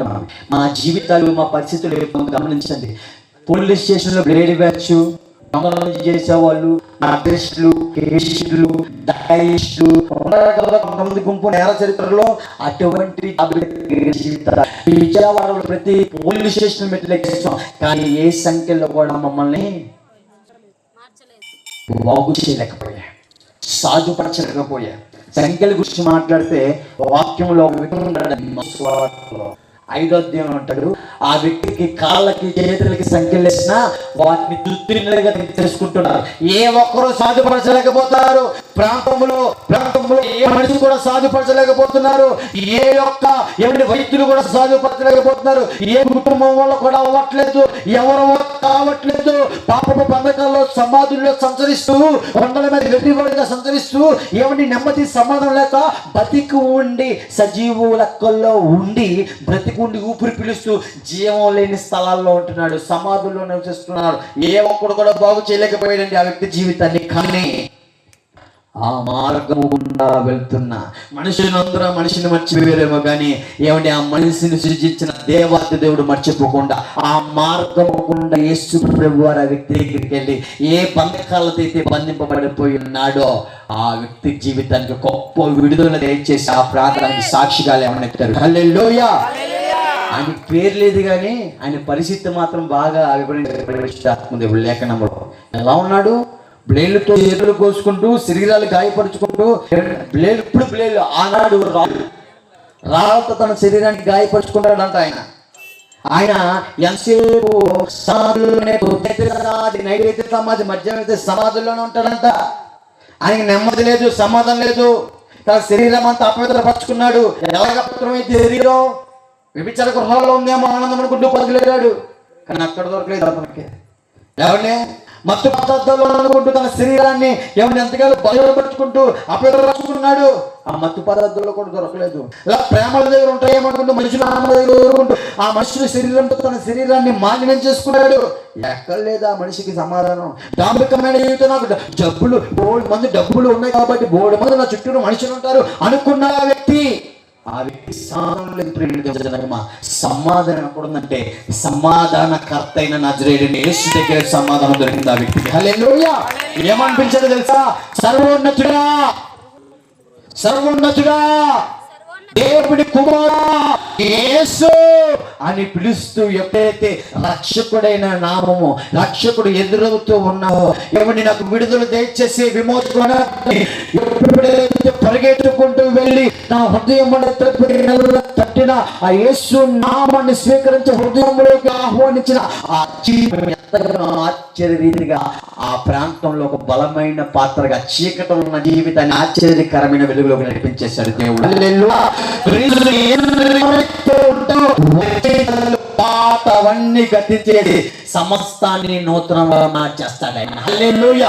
నువ్వు విశ్వసిస్తే నమ్ముట నీ వల్లైతే నమ్మువానికి సమస్తము సాధ్యమని లేఖనం సెలవిస్తుంది. హల్లెలూయా.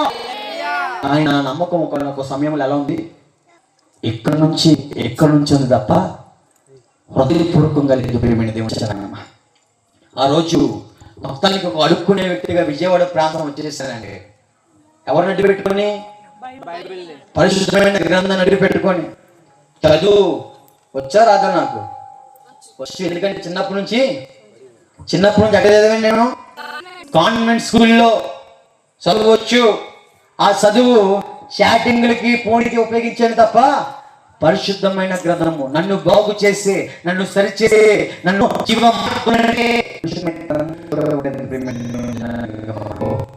పరిశుద్ధమైన గ్రంథము చీకటిలో ఉన్న జీవితాన్ని ఆశ్చర్యకరమైన వెలుగులో నడిపిస్తుంది. హల్లెలూయా.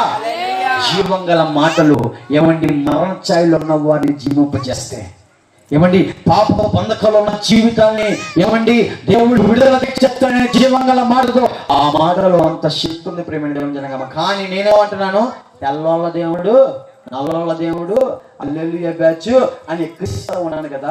ఒకనొక సమయంలో ఒక అడుక్కునే మారిపోయిన తరుణంలో ఒక విజయవాడ ప్రాంతానికి నేను చేరుకున్న తర్వాత ఏమైంది తెలుసా? నన్ను ప్రేమించిన స్నేహితులు ఎందరో ఉన్నారు అనుకున్నాను. నిజంగా చాలా మంది ఉన్నారు. రికార్డ్ అవుతుంది కానీ ఆయన చెప్తాను. ఇప్పుడు విజయవాడలో ఒక న్యూస్ బాగా ఫేమ్ అవుతుంది, గుర్తుందా? బ్లాక్ చేశారు రాజేష్ సాయికృష్ణ, చూసారా? ఆ ఫ్రెండ్ ఆయనకు ఒక్కరికి చెప్పట్లా, అంటే బోల్డ్ మంది ఉన్నారు స్నేహితులు, బోల్డ్ మంది ఉన్నారు. కానీ ఒక్కనొక్క సమయంలో ఏ స్నేహితుడు కూడా కానరావట్లా. ఒక్కనొక్క సమయంలో ఏ స్నేహితుడు కూడా కానరావట్లా. పొద్దున్న ఒక న్యూస్ చూశాను నేను. ఒక కాలేజు కొందరు ముగ్గురు కలిసి పార్ట్నర్షిప్గా పెట్టారు స్నేహితులు. కానీ లావాదేవీల దగ్గర తేడా అయిపోయి స్నేహితుడు చూసారు లేదు? ఐటీఐ కాలేజీ పేరేదో చెప్పారండి. మొత్తానికి స్నేహం ఎలా ఉంది? అక్కర ఉన్నంత వరకే సావాసము, అవసరం ఉన్నంత వరకే స్నేహం అంటే నీ లోక స్నేహము. కానీ నిజ స్నేహితుడైన దేవుడు నీ కోసం నా కోసం ప్రాణం పెట్టాడు. హల్లెలూయా. నిజ స్నేహితుడు ఆయన పేరు ఏంటో తెలుసా అండి? నజరేయుడైన యేసుక్రీస్తు. చెప్పండి ఒక్కసారి గట్టిగా. ఆ సమయంలో ఏమండి నా జీవితము స్నేహితులు దూరం అయిపోయారు, స్నేహితులు వీపు చూపించారు. నేను ప్రేమించాను. ఎవరిని? ఒక అమ్మాయిని మళ్ళీ ప్రేమించాను. ఆ అమ్మాయి ఎవరో తెలుసా? ఎక్కడ పరిచయం తెలుసా? ఎక్కడ పరిచయం అవుతారో తెలుసా? ముఖం తెలియని సోషల్ మీడియా ముఖం తెలియదు. మొదటగా సింగిల్ అని ఉంది ఆ పిల్ల ఉంటూ. కానీ ఆమెతో ప్రేమలో పడ్డాక కొద్ది రోజులు ముందుకెళ్ళాక తెలిసింది ఆమెకు ఆల్రెడీ ఏమైపోయింది? పెళ్ళి అయిపోయింది. పరేవాడి భార్యను కోరుకుంటున్నాను నేను, పరేవాడి సొత్తును కోరుకుంటున్నాను నేను. పరేవాడి సొత్తు, పరేవాడి భార్య కోరుకున్న వాడి జీవితము బాగుపడినట్టు బైబిల్లో లేదండి. ఏమైంది తెలుసా? పతనమైపోయింది నా బతుకు. ఆ ప్రేయస్ కూడా దూరం అయిపోయింది, ప్రేమలు దూరమైనాయి, స్నేహితులు దూరం అయ్యారు. ఆ తర్వాత నా పక్కన నిలబడింది నన్ను కన్న తల్లిదండ్రులు నిలబడ్డారు. పక్కన ఎవరు నిలబడ్డారు?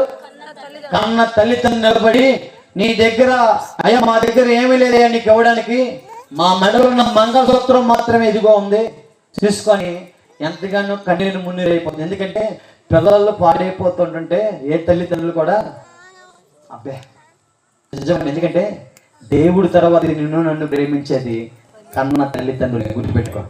హల్లెలూయా. కన్న తల్లిదండ్రులు మన భవిష్యత్తు ఎంతగానో ఆత్మీయతలో బాగుపడాలని ఆత్మీయ తల్లిదండ్రులు నన్ను బలంగా ప్రేమిస్తారు. గుర్తుపెట్టుకో ఈ మాట. హల్లెలూయా. నేను అందరూ పెట్టారు స్టాటస్లు, 24 గంటలు స్టాటస్లు పెట్టారన్నా. ఏంటన్నా? ఫాదర్స్ డే అండి బాబు, ఫాదర్స్ డే. నాకు నిన్న ఫాదర్స్ డే అన్నప్పుడు ఒక ఆయన గుర్తొచ్చాడు. స్టీల్ ప్యాంట్లో ఒక ఆయన చచ్చిపోయి చూసారా? ఆయన ఆఖరిలో మాట్లాడుతూ ఆయన ప్రాణం పోతున్నాయని ఆయన మాట్లాడలేదండి. అమ్మ జాగ్రత్త, తమ్ముడు జాగ్రత్త, ఆడి మీద జరగబడమాక అంటున్నాడు. తండ్రి ఏమంటే తల్లిదండ్రులు ఎప్పుడు కూడా వారి కోసం కానీ మన పరమ తండ్రి కూడా ఆయన కొరకు ఆలోచించక, ఆయన శరీరాన్ని లక్ష్య పెట్టక, నీ కొరకు నా కొరకు సులువు మీద ఆ లోకాన్ని విడిచిపెట్టి ఈ లోకానికి వచ్చేసాడు. చెప్పలు కూడా గట్టి ఆ రోజు నా జీవితంలో అన్ని ఒంటరిగా మిగిలిపోయాను. స్నేహితులు దూరం అయ్యారు, వాళ్ళు దగ్గర నుండి ఏడుస్తున్నారు. నాకు ప్రేమించిన వారు అయిపోయారు. అన్న అని ఎంతో మంది నా చుట్టూ ఒకప్పుడు ఉండే స్నేహితులు ఏ ఒక్కరు కూడా కనపట్లేదు, అందరూ దూరం అయిపోయారు. ఒంటరిగా ఉన్నప్పుడు నాకు మత్తు పదార్థాలు శరణం అనుకుంటూ మళ్ళీ మత్తు పదార్థాలు దగ్గర వెళ్తే ఆ మత్తు పదార్థాలు నా శరీరాన్ని మార్చేసే, నా ఆలోచనలు మార్చేసే, నా తలంపులు మార్చేసే, బలహీనంగా ఉన్న నా శరీరం ఉంటున్న సమయంలో అవి నాకు ఆదరణ దయచేస్తే అనుకుంటూ మళ్ళీ అదే మత్తు పదార్థాల దగ్గరికి వెళ్తే ఏమైంది తెలుసా? ఆ మత్తు పదార్థాలు దోషిపోయి శరీరం సహకరించక ఒక వెర్రివాడిగా నా కళ్ళ మారిపోయి, నా ఆలోచన మారిపోయి, ఎక్కువ డిప్రెషన్లోకి వెళ్ళిపోయి, కలవరంలోకి వెళ్ళిపోయి, నా తలంపులన్నీ మారిపోతూ ఈ ప్రేమ విఫలమైపోయింది కాబట్టి నేను ఇంకెందుకు బతుకుండాలనే ఆలోచనలతో, ఇంక నేను చచ్చిపోదామా అనే ఒక తలంపులతో, లేకపోతే నన్ను ప్రేమించిన వారు నన్ను మోసం చేస్తారా, చంపేద్దామా అనే ఒక ఆలోచనలతో కొట్టుమిట్లాడుతున్న సమయంలో ఇంకా నా బతుకెందుకు అనుకుంటూ బాత్రూంలోకి వెళ్ళి నన్ను నేను కొట్టుకుంటే నా జీవితం అనేది ముగిసిపోయింది అనుకుంటున్న తరుణంలో నా స్నేహితులు ఈ యొక్క ప్రపంచంలో నేను సంపాదించుకున్న స్నేహితులు, వేల మందిని సంపాదించుకున్న ఫేస్బుక్, ఇన్స్టాగ్రామ్లో ఈ టిక్టాక్ లో సంపాదించుకున్న ఫాలోవర్స్ అందరూ కూడా పోయారు. కానీ అందరూ కూడా నన్ను మర్చిపోయారు. కానీ నన్ను తన పూజలు చేసుకున్న సృష్టికర్తన దేవుడు నజరేయుడైన యేసు పాడైపోయిన నన్ను మర్చిపోకుండా, పాప బంధకాలను నన్ను మర్చిపోకుండా, చీకటి బంధకాలను బంధింపబడిపోయిన నా జీవితాన్ని మర్చిపోకుండా ఆ రోజు ఒక క్రైస్తవురాల్ని పంపించాడు దేవుడు నా దగ్గరికి. చెప్పండి కొడుకు ఒకసారి. ఆ రోజు క్రైస్తవురాలు వచ్చి ఒకటే మాట, ఎవరో తెలుసా క్రైస్తవురాలు? నాకంటే ముందు పుట్టిందే దుర్గాదేవి, మా పెద్దక్క. ఆమె మా ఇంట్లో హల్లెలూయా హల్లెలూయా. ఆ తల్లి గారు వచ్చి మాట్లాడుతున్నారు, మా అక్క సాయి ప్రార్థన చేస్తా. నీ మొర మనుషుల దగ్గర కాదు, నీ మొర ఎక్కడుండాలో తెలుసా? నిజముగా ఏకాంతముగా ఆయన పాదాలను ఆశ్రయించి అతి సమీపంగా వచ్చేస్తాడు దేవుడు. హల్లెలూయా. నిజంగా ఆ రోజు నేను అనుభవించిన అనుభవం చెప్తున్నాను.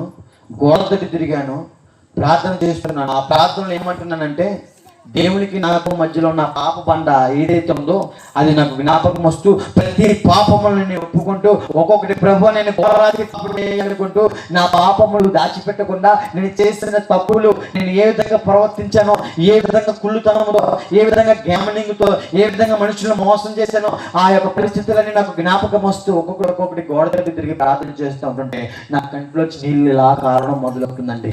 ఎప్పుడైతే ఆ ప్రార్థనలో జరుగుతుందో ఒక్కసారిగా యేసు నామములో ప్రార్థన అడిగి పెడుకుంటున్నాము, ఆమేన్ అని ఎప్పుడైతే అప్లికానో భారంగా ఉన్న నా హృదయం అంతా తేలికపాటి అనుభవంలోకి దేవుడు నడిపించాడు.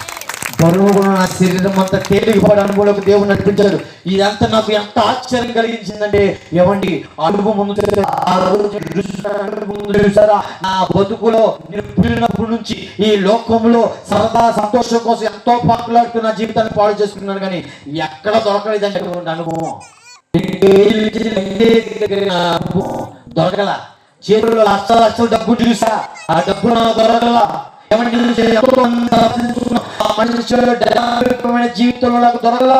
ఏమంటే పేరు సంపాదించుకుంటూ సమావేశించుకుంటూ తిరిగాను. ఒకప్పుడు బ్యాడ్ బాయ్ సాయన్న అని పిలువబడుతూ అనేక మంది స్నేహితులు గుంపులు సంపాదించుకున్నారు. అక్కడ దొరకలేదు అటువంటి అనుభవం. వ్యభిచార గృహాల్లో 4 కోళ్ళ మధ్య శరీర కోరికలు తీర్చుకున్నానని అక్కడే ఇటువంటి ఆనందము. ఈ లోకము ఇవ్వని సంతోషము దేవుడిస్తా అన్నాడు. హల్లెలూయా. ఈ లోకము ఇవ్వని సమాధానము దేవుడిస్తా అన్నాడు మనిషి.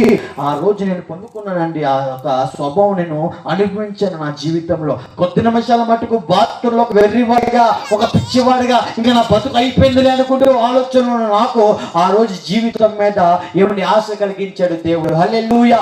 ఆ సమయంలో వచ్చింది ఆలోచన, ఏంటి నేను చెప్పుకున్న దేవుడు, నేను అల్లెలు లేపా చల్లెలు లేపా అన్నాను కదా, నేను ఎక్కిరించాను కదా, నేను దేవుడి చెల్లి కదా, అనేక మార్లు తిట్టాను కదా, తల్లలో దేవుడిని ఎక్కిరించాను కదా. ఆయన మాత్రమే వచ్చేదండి నేను ఆ పరిస్థితిలో ఉన్నప్పుడు. ఇంకెవరికి నేను కనపడలేదా? ఆయన మాత్రమే వచ్చాడండి. ఎవరు యేసు ప్రభువారు, ఎవరయ్యా యేసు ప్రభువారు అనుకుంటూ వస్తున్న ఆలోచన యేసు ప్రభువారు ఎవరని ఆలోచించడం మొదలవుతుందండి. ఎవరు యేసు ప్రభువారు కొట్టే సన్నివేశం ఉండేది, పెడతారు ఒకసారి. చూస్తున్నాను ఫోన్లో, యూట్యూబ్ రీల్స్ కాదు, ఇన్స్టాగ్రామ్ రీల్స్ కాదు, ఎవరయ్యా యేసు ప్రభువారు అనుకుంటూ ఫోన్ తీసి చూస్తుంటే యేసు ప్రభువారు యొక్క జీవిత చరిత్ర కనపడుతుంది. యోహాను సువార్త ఆ రోజు యేసు యొక్క జీవితం అనే సన్నివేశం చూస్తున్నా. ఆ సన్నివేశంలో వ్యభిచారంతో పట్టబడ్డ స్త్రీతో దేవుడు మాట్లాడుతున్నారు. అమ్మా, ఇక నుంచి నువ్వు పాపము చేయడం మానేసి అంటున్నారు. తప్పు చేసిన వాడిని ఏమండి శిక్షించకుండా యేసు ప్రభువారు క్షమిస్తుంటే నాకు ఆశ్చర్యం కలిగింది. ఇగో శిలువ మీద వేలాడుతున్న వ్యక్తితో అంటున్నాడు యేసు ప్రభువారు, ఇదిగో అయ్యా నీ పాపములు, నువ్వు ఈరోజు నాతో పాటు కూడా ఎక్కడ ఉంటావు? పరదేశంలో ఉంటావు. తండ్రి మీరు ఏమి చేస్తున్నారో మీరు ఎరుగురయ్యా అనే మాటలు నన్ను ఎంతగానో ఆలోచింపు చేస్తున్నాయి. అయితే యేసు ప్రభువారు కొడుతున్న సన్నివేశాన్ని నేను ఒక వీడియోలో చూశానండి. ఆ వీడియో కనపడుతుందా మీకు? చేశారా? లేరు, నేనే చెప్తాను అండి. అయితే ప్రియమైన దేవుని జనాంగమా, ప్యాషన్ ఆఫ్ ది క్రైస్ట్ అని ఆ సన్నివేశం చూస్తున్నాను. అందులో యేసు ప్రభువారిని చాలా దారుణంగా కొట్టే సన్నివేశం చూస్తున్నాను. ఎంత దారుణంగా కొడుతున్నారంటే శరీరం అంతా ఇనప కొరడాలతో కొడుతున్నారండి. యేసు ప్రభువారిని మామూలు కొరడాలతో కొట్టలా, ఇనప కొరడాలతో కొట్టారు. ఎందుకు కొడుతున్నారో నాయన యేసు ప్రభువారిని అనుకుంటూ ఆ సన్నివేశాలు చూస్తూ చెమ్మగిలుతున్నాయి నాకు. ఆ సన్నివేశాలు చూస్తూ చెమ్మగిలుతున్న తర్వాత దేవుని మందిరానికి వెళ్ళి ఆఖరిగా కూర్చొని ఆలోచిస్తుంటే యేసు ప్రభువారు ప్రేమని అక్కడ వెదజల్లుతున్నారు. ప్రేమైన దేవుని జనాంగమా, దేవుని సన్నిధిలో యేసు ప్రభువారి గురించి ప్రకటిస్తూ అంటున్నారు. ఏమన్నా తెలుసా? అప్పుడు నాకు వినపడుతుంది సత్యం. అప్పుడు నేనేమనుకున్నా, తెల్లవాళ్ళ దేవుడు పరదేశస్తుడి దేవుడు అనుకున్నాను కదా, అదే వాస్తవం అనుకున్నాను కదా. కానీ బైబిల్లో చెప్పిన సత్యం వినపడుతున్నారు. ఏమన్నా తెలుసా? యేసు ప్రభువారు కొందరికే కాదయ్యా, యేసు ప్రభువారు అందరికీ ప్రభువు ఉన్నారు. ఎవరైతే భారం మోస్తున్నారో, భారం మోస్తున్న సమస్త జనులారా నా ఎదురుగానే దేవుడు పిలుస్తున్నాడు విశ్రాంతి ఇవ్వడానికి. సమస్త జనులారా అన్నాడు తప్ప తెల్ల దేవుళ్ళారా అనలేదయ్యా, దేవుళ్ళారా అనలేదయ్యా, ఒక కులానికి చెందిన దేవుడా అనలేదయ్యా. అయ్యా ఒక కులానికి చెందిన వారు అంటే యేసు ప్రభు సమస్త భారం మోస్తున్న జనులారా, ఆ సమస్తములో పాపం అనే భారం మోస్తున్న వాడు నీవు కూడా ఒకడు ఉన్నావు. పాపులు రక్షించడానికి యేసు ప్రభు ఈ లోకానికి వచ్చినాడు. పాపులు రక్షించడానికి ఈ లోకానికి వచ్చిన నిజ రక్షకుడు, నిజమైన దేవుడు నజరేయుడైన యేసు మాత్రమే అని వారు చెప్తున్నారు. ప్రేమైన దేవుని అయ్యా, నశించిపోతున్న జీవితాల్ని వెతికి రక్షించడానికి, నశించిపోతున్న మనుషుల్ని వెతికి రక్షించడానికి, నశించిపోతున్న మానవాళిని రక్షించడానికి యేసు ప్రభువారు మనిషి కుమారుడిగా కన్యక గర్భంలో జన్మించి 33.5 సంవత్సరాలు జీవించి, ఇదిగో నీకు నాకు రావాల్సిన సమాధాన శిక్ష యావత్తు, నీకు నాకు మనిషికి రావాల్సిన, మానవాళికి రావాల్సిన శిక్ష యావత్తు, సమాధాన శిక్ష యావత్తు ఆయన భరించి శిలువ మీద వేలాడారు. ఆయనలో ఏ పాపం లేదయ్యా. నీవు నేను చేసిన అతిక్రమలు బట్టి ఆయన గాయపరచబడతా, నలపట్టబడతా, ఇదిగో నీకు నాకు రావాల్సిన మన దోషాలు బట్టి ఆయన శరీరం గాయపడుతున్నా, నలకొట్టబడతా ఉందయ్యా. ఆయన నిన్ను ఎంతో ప్రేమిస్తున్నాడు. నువ్వు అనేక మార్లు యేసు ప్రభువారు నువ్వు తునీకరించినా, నువ్వు మా దేవుడు కాదులే ఆయన అని పదే నువ్వు అంటున్నా కూడా ఆయన నువ్వు మర్చిపోవచ్చేమో కానీ యెహోవా మమ్మును, దేవుడు మనుషుల్ని మర్చిపోలేదు. ప్రేమైన దేవుని జనాంగమా, మర్చిపోక పదే ఎవరినో ఒకరిని దైవజనులను, క్రైస్తవుల్ని, సువార్తికులు ప్రేరేపించి పదే నీ హృదయం అనే పాడైపోతున్న నీ హృదయం అనే తలుపు దగ్గర నిలబడి తట్టుతున్నాడయ్యా. ఎవరైతే ఆయన స్వరం విని హృదయం అనే తలుపు తెరిచి ఈ హృదయంలోనికి దేవుడిని ఆహ్వానం పలుకుతారో, అదేమనగా యేసు ప్రభు వారి నోటితో ఒప్పుకొని హృదయమందు విశ్వసించి నమ్మి బాప్తిసం పొందుకుంటే నీవు రక్షింపబడతావు. యేసు ప్రభు వారి నిజ రక్షకుడని, పాప బంధకం నుంచి విమోచించేవాడిని యొక్క స్వార్థని అంగీకరిస్తే నువ్వు బాప్తిసం పొందుకో బాబా. నువ్వు బాప్తిసం పొంది ఆయన రక్షించే దేవుడైన లోక రక్షకుడు, నిజ రక్షకుడైన నీ నోటితో ఒప్పుకుని హృదయమందు విశ్వసించి నమ్మి బాప్తిసం పొందుకో బాబు అని ఆ రోజు ఆ మాటలు వినపడుతుంటే నాకు కన్నీళ్ళు వస్తున్నాయి. ఎందుకో తెలుసా? నేను చేసిన తప్పులు బట్టి పోలీస్ స్టేషన్లో మాకు ఎలా ఉంటుందంటే కళ్ళల్లో మిర్చి రసం పిండుతారు. బట్టలు తీసి ఏమో కొడతారు. అర్థమైందా మా మాటలు? కానీ వాళ్ళ మాటకి మేము లొంగే వ్యక్తులం కాదు. ఎందుకంటే ఎవరు కూడా సాధుపరచని పరిస్థితుల్లో మేము పాడైపోతున్నాం. కానీ ఆ రోజు అనిపిస్తుంది, నాకు రావాల్సిన శిక్ష యావత్తు ఆయన భరించడేంటి? ఓ మనిషి, నువ్వు ఒంటరివాడు కాదయ్యా, నువ్వు ఎవరో తెలుసా?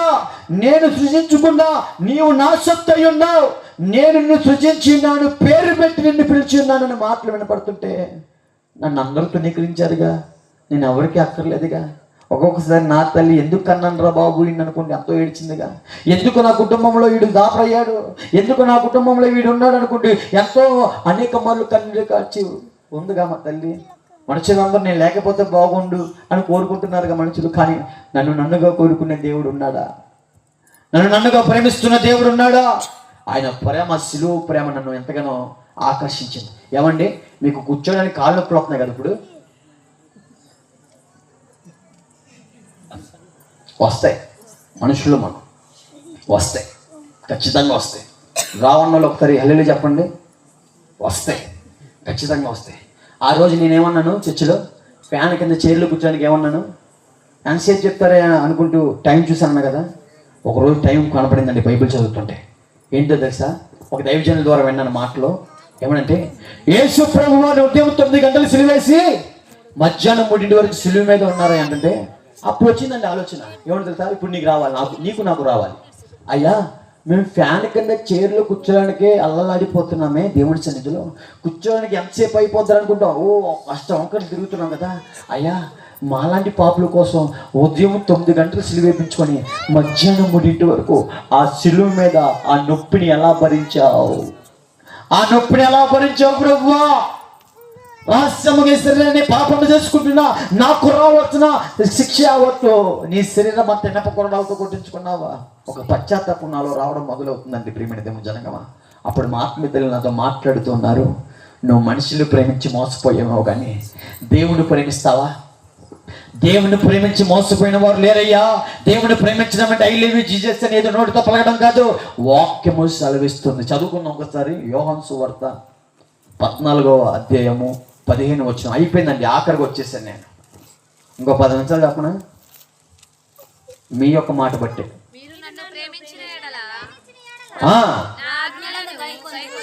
మీరు నన్ను ప్రేమిస్తే ఏం చేస్తారు? ఆజ్ఞ గైకొనాలి. ఆజ్ఞ గైకొనాలి. నన్ను ప్రేమించడం అంటే నోటితో ఐ లవ్ యు జీసస్ అని చెప్పడం కాదయ్యా, నా మాటకు విధేయత చూపించాలి. అప్పుడు మా ఆత్మీయులు అన్నారు, ఐ లవ్ యు జీసస్ కాదు నాన్న, ఆయన ఆజ్ఞ ప్రకారంగా జీవించడమే నువ్వు ఆయన ప్రేమించడం. చేస్తావా?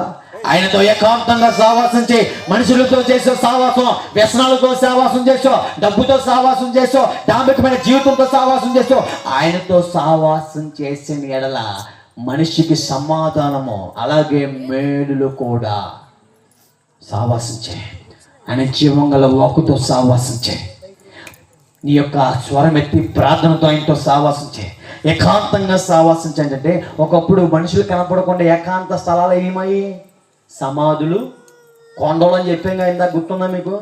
ఆ కొండల్లో ఎక్కడైతే గంజాయి తాగానో ఆ కొండల్లోనే ఏకాంతంగా నిజ స్నేహితుడైన దేవుడితో సావాసం మొదలవుకోవచ్చు. హల్లెలూయా. ఏ కొండ మీద అయితే మా శరీరాలు పోగొట్టుకున్నామో అదే కొండ మీద మోకాలు వేసేలాగా దేవుడు చేయడం మొదలు పెడతా వచ్చారు. ఏ కొండ మీద అయితే మా జీవితాలు పాడు చేసుకున్నామో, బాబు ఆ కొండ ప్రాంతం పెట్టావా? అదే కొండ ప్రాంతం అంతా వాక్యం చేత నింపుతూ అక్కడ ఏకాంతంగా సహవాసం చేయడం మొదలవుతుంది. వాక్యం ద్వారా, ఏమండి, ప్రార్థన ద్వారా దేవునితో ప్రతిరోజు సహవాసం చేస్తుంటే జీవం గల వాక్కుతో 4 ఏళ్ళు పడి చేస్తున్న పనికిరాన్ని చీకటి తెగల్ని టపా టపా టపా టపా తీయడం మొదలు పెడతా వచ్చాడు దేవుడు. హల్లెలూయా. ఏ వ్యసనాల నుంచి అయితే నేను బయటికి రాలేనని మనుషులు అన్నారు, నేను కూడా అనుకున్నాను, నేను కూడా ఈ మత్తు పద్ధతిని విడిచిపెట్టలేము, నేను వాటికి బానిసైపోయాను, నేను వాటికి విడిచిపెట్టలేను అని నా ఊహలో అనేక మార్లు అనుకున్నాను. కానీ దేవుడు అన్నాడు, నమ్ముటిని వల్లైతే నమ్మువానికి సమస్తము సాధ్యమే. హల్లెలూయా. నీ హృదయాన్ని శుద్ధి చేసేది జీవం గల దేవుడు వాక్యము మాత్రమే. నీ పాదములకు దీపము జీవం గల వాక్యం మాత్రమే. ఆయనతో సావాసించే వాక్యం చదువుతుంటే నేను తప్పు చేశాననే పశ్చాత్తాపం కలుగుతుంది నాలో. నా తల్లిదండ్రులను బాధ పెట్టే నేను ఒక పశ్చాత్తాపం కలుగుతుంది. నా తల్లిదండ్రులను ఎంతో ఇబ్బంది పెట్టి, నా బంధుప్రియులు ఎంతో ఇబ్బంది పెట్టి, నా స్నేహితులు ఎంతో ఇబ్బంది పెట్టాను, ఆడపిల్లల శరీరాన్ని చెరిచిన వాడిని నేను అనే ఒక గ్రహింపులోకి, ఎవరిని నేను తప్పు చేశాననే గ్రహింపులోకి దేవుడైన జీవంగల వాక్యంతో నా మనోనేత్రాలు తెరవడం మొదలు పెడతా వచ్చారు. ఆ సమయంలో సత్యం నాకు అర్థమయ్యే అక్టోబర్ 23, 2021 సంవత్సరంలో యేసు ప్రభువుని సొంత రక్షకుడిగా అంగీకరించిన తర్వాత ఎల్విన్ బర్నబాస్గా పేరు పెట్టారు. హల్లెలూయా. ఈ ఎల్విన్ బర్నబాస్ ఒకప్పుడు బెజవాడ బ్యాక్ బాయ్స్ అయ్యి ఏమండి పెంట మీద ఉన్న బతుకు, కానీ ఆ పెంట మీద ఉన్న బతుకుని దేవుడు వాక్యం ద్వారా సరిచేసి బాగు చేసి ఆయన అరచేతుల్లో చెప్పుకొని ఏ ప్రాంతంలో అయితే పడిపోయానో, ఏ పోలీసులు అయితే కుక్కను కొట్టుకుంటున్నారో అదే ప్రభుత్వం పేపర్లో వేసారు. ఏమని తెలుసా? మతోన్మాది మనిషిగా మారే న్యూస్ పేపర్లో వేసేలాగా దేవుడు సాక్ష్యం ఇచ్చాడు ఆ ప్రాంతంలో.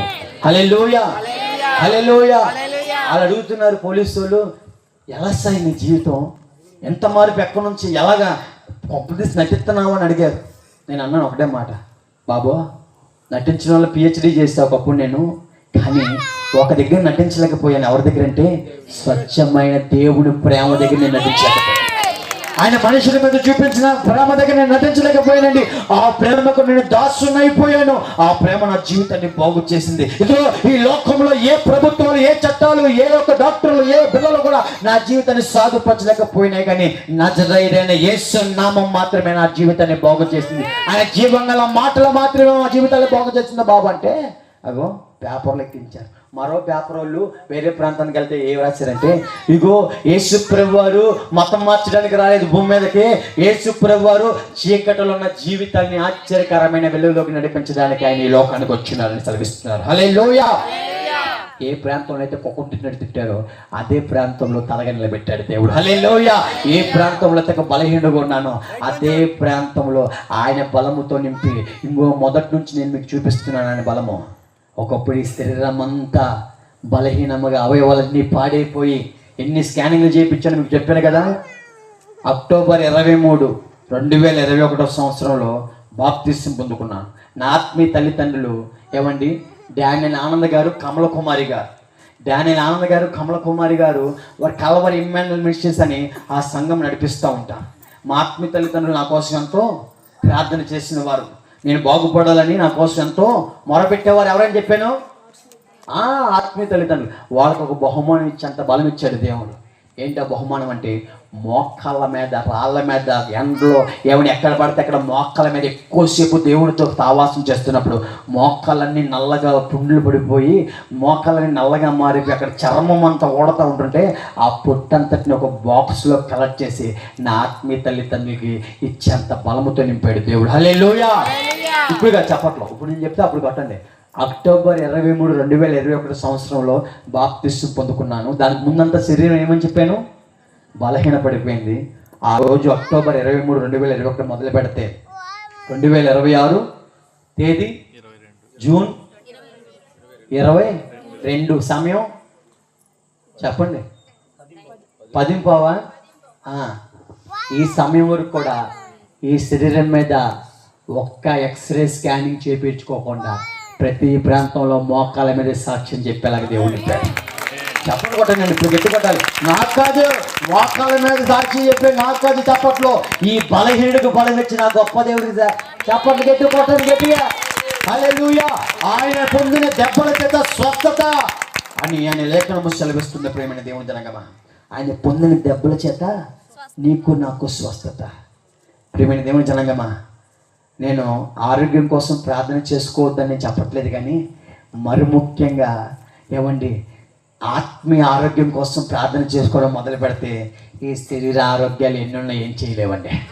హల్లెలూయా. ఎందుకంటే ఈ శరీరం మట్టిలోంచి వచ్చింది కాబట్టి మట్టిగా పోతుంది, కానీ ఆత్మ ఆయన దగ్గర నుంచి వచ్చింది కాబట్టి ఆయన దగ్గరికి వెళ్ళాలి. ఆయన దగ్గరికి వెళ్ళాలంటే ఆయన వెలుగైన ప్రకారము నీవు కూడా నేను కూడా ఈ లోకంలో భూమి మీద బతికేంత వరకు వెలుగు సంబంధాలుగా, సాక్షాత్తులుగా, సాక్ష్య సమూహంలో నువ్వు నేనుగా కనబడే వారిగా ఉండాలి. హల్లెలూయా, హల్లెలూయా. ఈ కొద్దిపాటి దినముల కోసం, కొద్దిపాటి జీవితం కోసం మన జీవితాలు పాడు చేసుకోవద్దు ప్రేమైన దేవుని జనగం. ఎందుకంటే మన గురి ఏంటి? పరలోకం మాత్రమే. పైన ఆయన రాజ్యాన్ని, నీతిని వెతుకు, ఆటోమేటిక్గా కింద ఏది కావాలో ప్రతిదీ కూడా సమస్తాన్ని దయచేస్తాడు. అడుక్కునే స్థాయి నుంచి ఇతరులకి సహాయం చేసే కృప ఇచ్చాడు దేవుడు. హల్లెలూయా. ప్రియమైన దేవుని జనాంగమా, ఆయన బలాన్ని నేను చూపిస్తున్నాను. మా గొప్పలు చెప్పుకోవడానికి అసలు రాలేదండి. మేము పెద్ద ఇది అదని చెప్పుకోవడానికి మీ ప్రాంతానికి రాలేదండి బాబు. మా బతుకులు ఎంతో పాడైపోయినవి, ఏ ఒక్కరూ బాగు చేయలేకపోయారు. బాగు చేసే పరమ వైద్యుడు నామము యేసు నామం అని ప్రకటించడానికి ఇక్కడికి వచ్చాను. మా బతుకులే కాదు, ఆయన మీ బతుకులు కూడా బాగు చేయడానికి సిద్ధంగా ఉన్నాడు. నేను మతం మారలేదు, నా మనసును మార్చుకున్నాను. ఈ మనసు దగ్గర, ఈ హృదయం దగ్గర, తలుపు దగ్గర నిలబడుతున్నా, తట్టుతున్న యేసు నామము ఎప్పుడైతే ఆయన స్వరము విని, అయ్యా మా బతుకులు మార్చిన హృదయంలో రా ప్రభువా అని ఎప్పుడైతే ఆహ్వానం పలుకుతూ ఈ హృదయంలో సింహాసనం వేయడం జరిగిందో, దేవాతి దేవుడు ఈ పనికరాని చెత్త జీవితాన్ని పనికొచ్చే పాత్రగా దేవుడు మార్చేశాడు. హల్లెలూయా. ఈ పనికొచ్చే పాత్రని పల్లె పల్లెల్లో, వాడవాడల్లో ఈ యొక్క యోగ్యత లేని జీవితాన్ని, అర్హత లేని బ్రతుకుని దేవుడు, ఇదిగో నేను ఎంత ఘోర పాపనైనా సరే బాగు చేయగల సామర్థ్యుడినని ఈ సాక్ష్యం ద్వారా ప్రతి మనిషితో దేవుడు మాట్లాడుతున్నాడు. హల్లెలూయా. దేవుడికి సమస్తము సాధ్యమే. ప్రియమైన దేవుని జనాంగమా, నీవు ఒకవేళ దేవుణ్ణి మర్చిపోయేమో కానీ ఈరోజు ఈ సాక్ష్యం ద్వారా యేసు నామాన్ని మోసుకుంటూ మీ ప్రాంతానికి దేవుడు పంపించాడు. ఎందుకు తెలుసా? ఆయన నిన్ను మర్చిపోలేదని మరొకసారి వెల్లడి చేశాడు. హల్లెలూయా. అందరూ లేచి నిలబడదామండి.